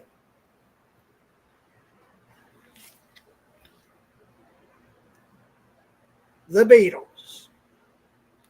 And if you have an original pressing of Sgt. Pepper's Lonely Hearts Club Band and it's in good shape, you can make some big bucks. But this is not an original pressing. But yeah, that would be the album that if I could have an original pressing of, it would be this album. And of course, great music. Who didn't love the Beatles? Probably the most famous rock group ever was the Beatles. And John Lennon and Paul McCartney and yeah, just great music. George Harrison, Ringo Starr. Yeah. Sgt. Pepper's. Now here's one. When you think of punk music, when I never was a big fan of punk music, I really like the Sex Pistols album. I do really like that, and the Clash. Nice. Combat rock. Yeah. And this has got that should I stay or should I go? Yeah. But anyway, the Clash. Combat rock. Yeah. And let's see. We got some people saying the people saying hello to each other. Kathy and Batman and Sam Crow. Hey guys, thanks for showing up. You got any vinyl you want to show? Let me know, and I'll put the link here because we still got about another 30 minutes that we can go on before we close up. Let's see. Batman. I didn't want you to think I was ignoring you, Jay. Just been super busy at work. I understand, Batman. Yeah, and I'm certainly not going to get into, what I was doing in the past. I hated that ended, but Batman was often there in the audience in part of that. And once I left that, I was kind of worried that Batman, I didn't know if Batman was still talking to me, but I think he's been on a few of these the Being Real shows too. So I shouldn't have thought that. So, but thank you, Batman, for showing up and saying that. But yeah, Batman works at McDonald's, so. Say a prayer for Batman having to work at McDonald's. And Batman, I've shown some things that he has sent me. He sent me some Jaws boxer briefs, my favorite movie. I'm not wearing them tonight. I'm wearing, what am I wearing? I'm wearing these, whatever these are. But he sent me some Jaws boxer briefs, a real cool Jaws shirt, and he sent me some like they go into an aquarium, and it's like a Jaws shark head, and you get the orca boat with Jaws coming up on the back of it. That's really cool. Yeah, so yeah, but great. Thank you for showing up, Batman. Let's see. Let me show one more, and I turn it back over to Jake. I love this cover, and this is a man. This is back before CGI and that kind of stuff. This man is actually on fire, and this is Pink Floyd's "Wish You Were Here" album. Oh. And the man that's on fire is actually on fire. They actually set that man on fire to get that shot. Cool. From Pink Floyd's "Wish You Were Here" album. And I love the album. Yeah, I love the music.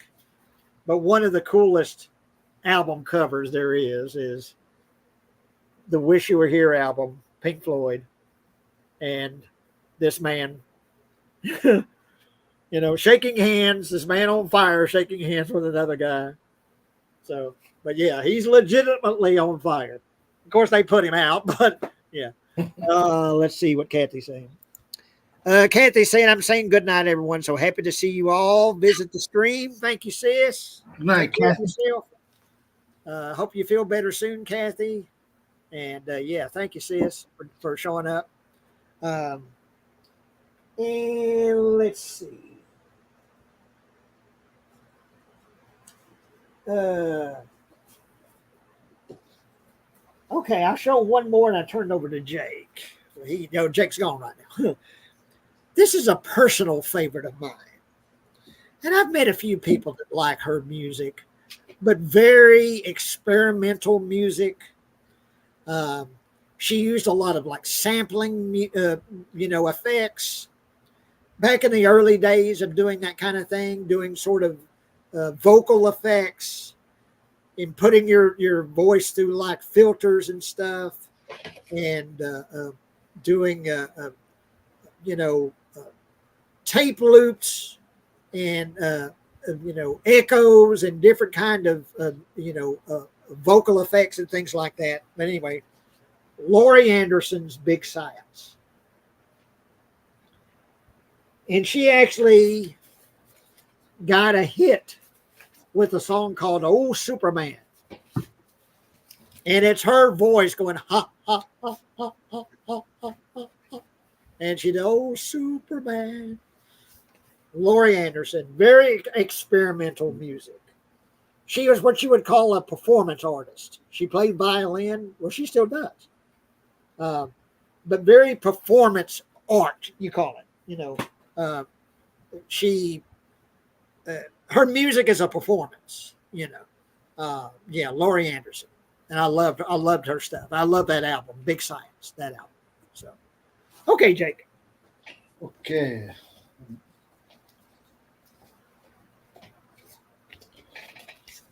I believe I got this at a Goodwill. Quiet Riot. And which one is that? Shoot. I'm.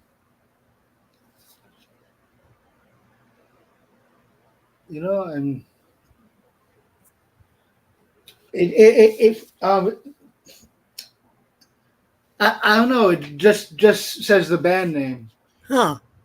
So, I wonder what did you do? Can you name a few songs that are on it? Has it got the? Oh yeah, "Stay With Me Tonight," "Call in the Shots," "Run to You," I'm Falling," "King of the Hill." Huh. I don't know. I don't recognize that particular album. Of course, when I think of Quiet Riot, I think of "Come On, Feel the Noise, Yeah. Girls Rock Your Boy." Yeah. Yeah. Quiet Riot. Yeah. Yeah. That song sounds like "Twisted Sister." You know, like it could almost be D. Snyder, but I Yeah. absolutely not. Come on, feel the noise. Which I think that song is actually a remake of an earlier group that Come on, feel the noise. Okay. But of course, they made it very famous. Quite right did. Oh, But yeah. I think that is actually a song that was previously recorded by a different band earlier. Uh, that particular song, "Come On, Feel the Noise." Okay, what else you got, Jay? Oh,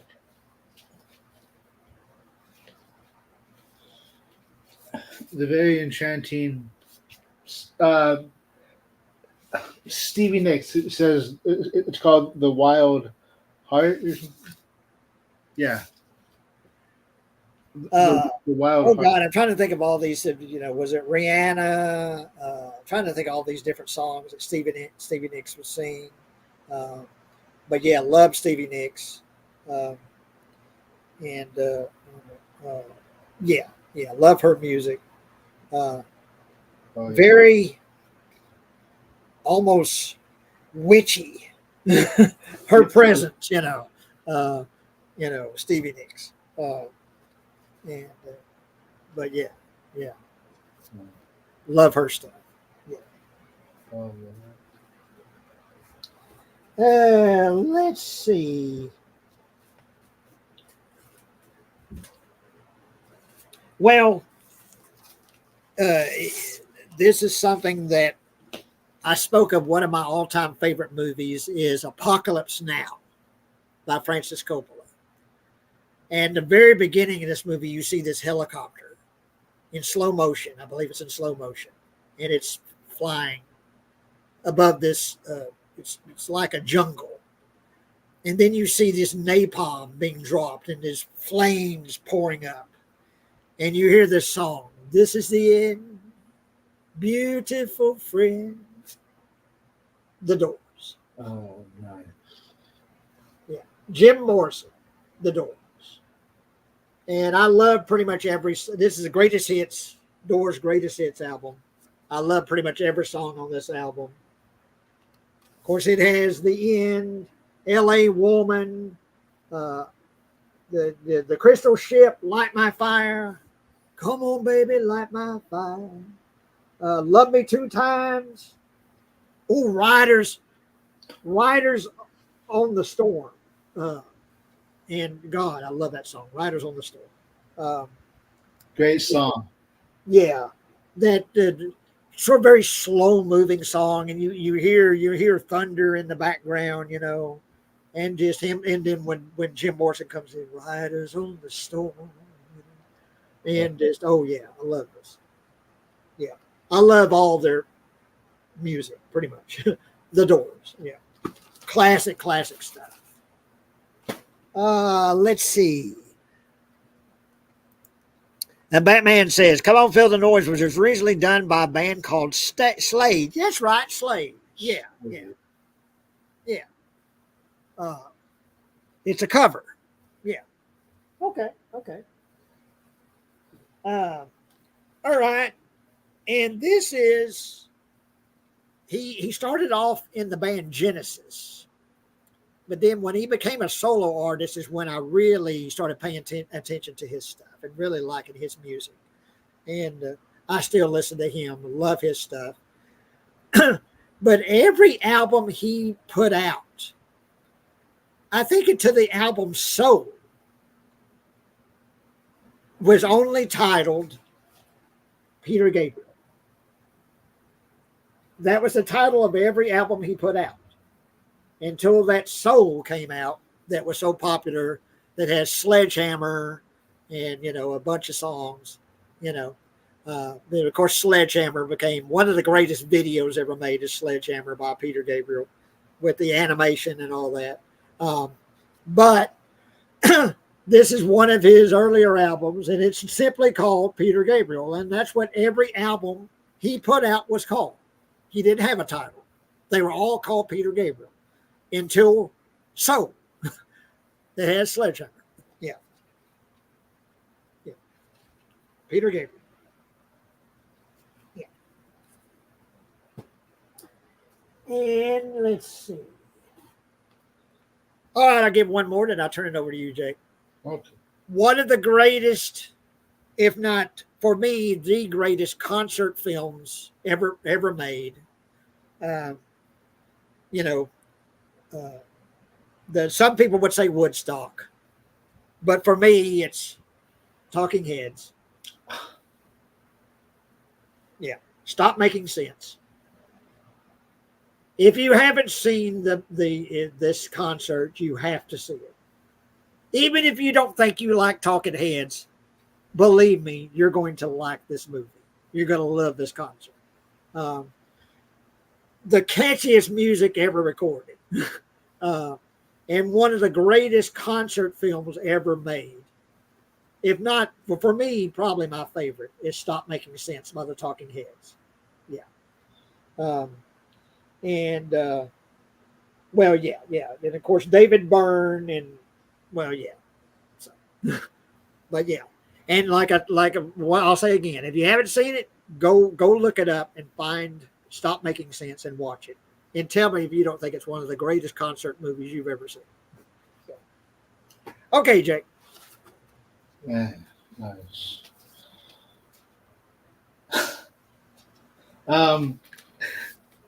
Frank Sinatra, The Midnight Strings, Merry Christmas to You. Talk about smooth. Oh, yes. Yeah, Frank Sinatra. There.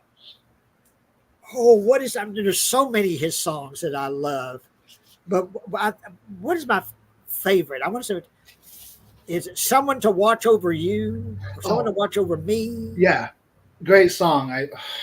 But his vocals were just amazing.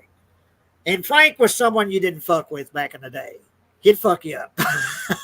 Yeah, Frank. Yeah. What they call the Rat Pack. Yeah. With Sammy Davis Jr. and Frank Sinatra, and let's see. Who else? Dean Martin. Yeah. Dean Martin, Sammy Davis Jr., Frank Sinatra, And some of the dude, or two maybe. What's that, sir? Oh, sorry, I was just thinking out loud. Some other dude or dudes. Yeah, I'm trying to think who else it would be, but those are the three that just popped to my mind: was Sammy Davis Jr., Frank Sinatra, and what was it? Dean Martin.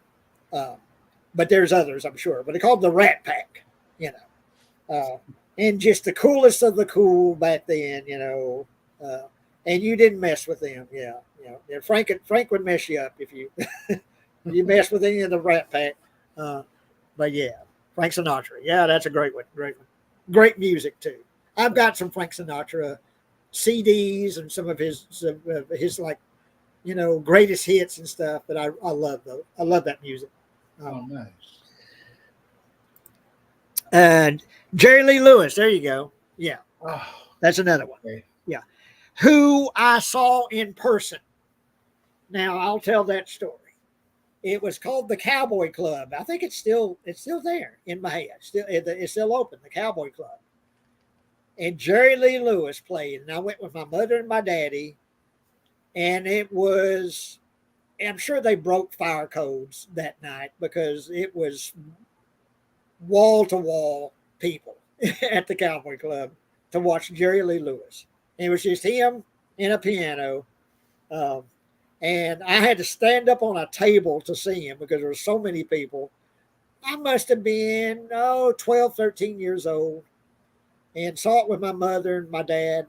Went to go see Jerry Lee Lewis play. And he was drunk off his ass. Oh my God, he was drunk. And of course, I think he always played drunk, Jerry Lee Lewis. He always had a beer in his hand or a mixed drink or something at all his concerts. But I saw him live. I saw Jerry Lee Lewis play, and he put on a good show. Even though he was drunk, he put on a good show. But anyway, Alpha Romero. Hey, Alpha. He says Jerry Lee Lewis wasn't in the Rat Pack. Well, then who else was in the Rat Pack?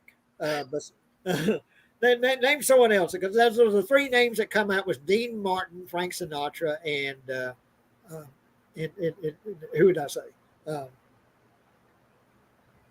No, Black Man. But and Ben Davis is here. Ben, hey Ben. Hey, Ben. Sammy Davis, yeah, Sammy Davis. There you go, Sammy Davis Jr. Yeah, who's also got great music. I love his stuff. Okay, let's see. I'm starting to get down to the bottom here, but we got about another 5-10 minutes. This has been a really good show, though. I really enjoyed this one. Okay, Absolutely. I'll go Rush again. And this is the album that everyone bought. If they're going to buy Rush, everyone bought this album. This is probably their most popular album, but the one that made them the most money. And Moving Pictures. Rush. Yeah. And it's the one's got Tom Sawyer. Yeah. Which is probably their most famous song is Tom Sawyer. But anyway, yeah. And my friend Mark was a huge Rush fan, turned me on the Rush. And yeah, great music, great album. Let's see. Romero says you may have been thinking of Jerry Lewis, who starred with Dean Martin in some movies. Yeah, well, okay, yeah, well, it was Martin and Lewis. You know, of course, they made a lot of, that was the comedy team, Martin and Lewis, Jerry Lewis and Dean Martin. But I was just thinking Jerry Lee Lewis that maybe he was part of the Rat Pack. But Yeah. I guess not. Okay, let's see. I'll do one more, and I've got one more after this, but I'll go ahead and show one more, and I'll turn it back over to you, Jake. And another Beatles album. And, well, what can you say? The Beatles is one of the greatest ever. Let It Be. Oh, man. Nice. Let It Be. And I don't think this is an original pressing. Probably not. I'm not that lucky to have an original pressing, but yeah, Let It Be. And great album. Pretty much all of their albums are great. But anyway. Let It Be by the Beatles. Okay, Jake. Very cool. How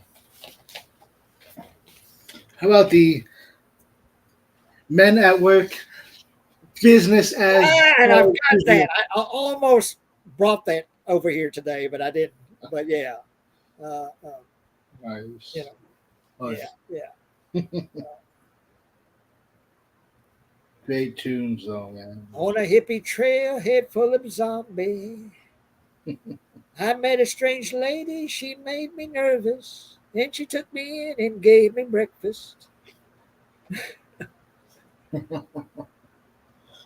Land Down Under.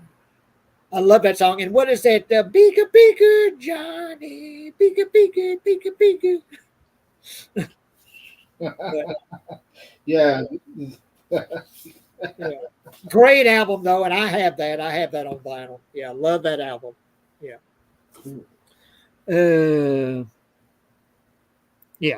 Yeah. Land Down Under. Yeah. Yes. But that whole album is really good. I mean, just not just that song, but that whole album is just great stuff. Oh. From Australia, which when you that's what Land Down Under is, Australia. Down Under. Yeah. Okay, what else you got, Jake? Okay. I got Kiss, Dressed to Kill. Oh man. Name some of the songs that are on that one. Okay. Room Service. Oh, geez. It's very Rock and Roll All Night. Stanley. Yeah. Gee. The back is very worn. It's kind of. Yeah. Well, and that, even if you wasn't a big Kiss fan, everyone knows Rock and Roll All Night. That's the ultimate Kiss song is Rock and Roll All Night. Right. I want to rock and roll all night and party every day. Yeah.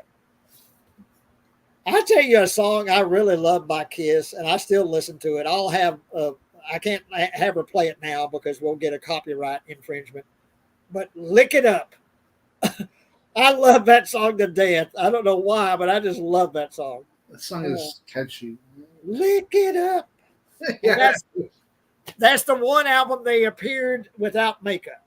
Uh, they don't have the makeup on on that album. Lick It Up. But I love that song, "Lick It Up" by Kiss. Okay, well, here's my last one for tonight.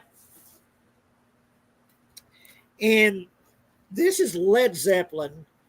And I think this is one of the coolest album covers. And it's sort of a concept album, or at least the cover is a concept. And it's their Presence album. Now I was about to fall out of here. Talk about being worn out. But you see a family, and they've got this black object on the table. And they don't say what this object's supposed to be, but, and then you've got on the back, you've got this lady. She's got her hand on this kid's head, and you've got that same black object, this presence, and that's something they don't explain anywhere in the album. And it's got great music, the Led Zeppelin. But anyway, I think that's just a really cool concept that all the families, everyone has this object in their home or whatever. And I don't know if it's supposed to be some sort of religious symbol or have some sort of mystical power to it or something. But this object, presence. And that's really cool. I just think that's a cool concept for an album cover. And I think it's, because it's all beat up, but I think it's a gatefold and it's got several other pictures. It's got that black object, Cool. And talk about something that would be really cool to have as a prop would be that object, that black object from Presence. But, well, that's all I've got, Jake, as far as right now, what I've got. So have you got anything else to show us? Yeah, quick one. Lionel Richie, man. Oh, yes. And what name some songs on that one? My Love, Tell Me, Wandering Stranger, Serves You Right. Truly. Yeah. Which is one of the best songs ever. But yeah. Well, there is a documentary, and I forget where it's on. I don't know if it's on Netflix or the Amazon channel. I forget what played it, but I watched it and really enjoyed it. But it's a making of "We Are the World." That music video, "We Are the World," which was to raise money for in Africa or something. Raise money. But it's Michael Jackson. But anyway, Lionel Richie is interviewed in this documentary, and he wrote that with Michael Jackson. They wrote it together. "We Are the World." Lionel Richie and Michael Jackson. Cool.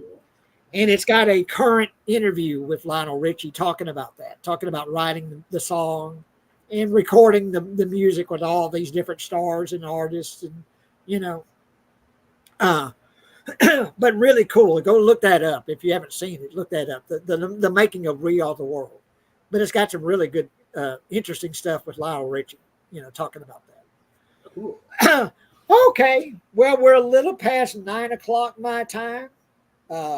So you're on Eastern time. Yeah. Yeah. So it's 10 o'clock your time. I don't know if it's close to bedtime for you, but this has been a really good one. And this is something we definitely could do another one of these because I've got a lot more. You probably have a lot more. So we could do this again. I'm not sure what we'll talk about next. Kathy, I did the director showcase, and she would like to do one. Was it Ridley Scott and who is it that he directed Eraserhead. I'm not sure. Have you seen that one? But anyway, So we may do that. I'm not sure. But maybe I'll give it some thought. But once again, thank everyone for showing up. I'm showing 6 people here now. Please give us a thumbs up. I definitely want to thank Jake for being a part of this. This has been a lot of fun. Really takes me back because, like I say, this was the way I bought music back in the day. Was on vinyl, and I've hung on to so much of this stuff, and still need to get me a record player where I can actually listen to this music. But yeah, this has been a really good one. Please give us a thumbs up. Please spread the word, and I'm still getting some new people that are joining the channel. And go and look up Jake the Horror Movie Geek and join his channel because he's got some really cool stuff. Interviews with horror movie celebrities and stars and actors and such. He's getting a really good show that he's getting started, and go and support him and watch his stuff. But thank you, Jake, again for showing up. Thanks for having me on. Jay. And we will certainly do this again soon. I'll give some thought about what we'll talk about next. But anyway, Super Batman says, great live, guys. Thank you, Batman. Thank you, sir. Yeah. And thank you, Jake. And we'll talk to you guys soon. And like I say, just help spread the word and give us that thumbs up. And we'll talk to you guys again soon. And this has been a really good one. Thank you, Jake. And thank you, everybody. Peace out.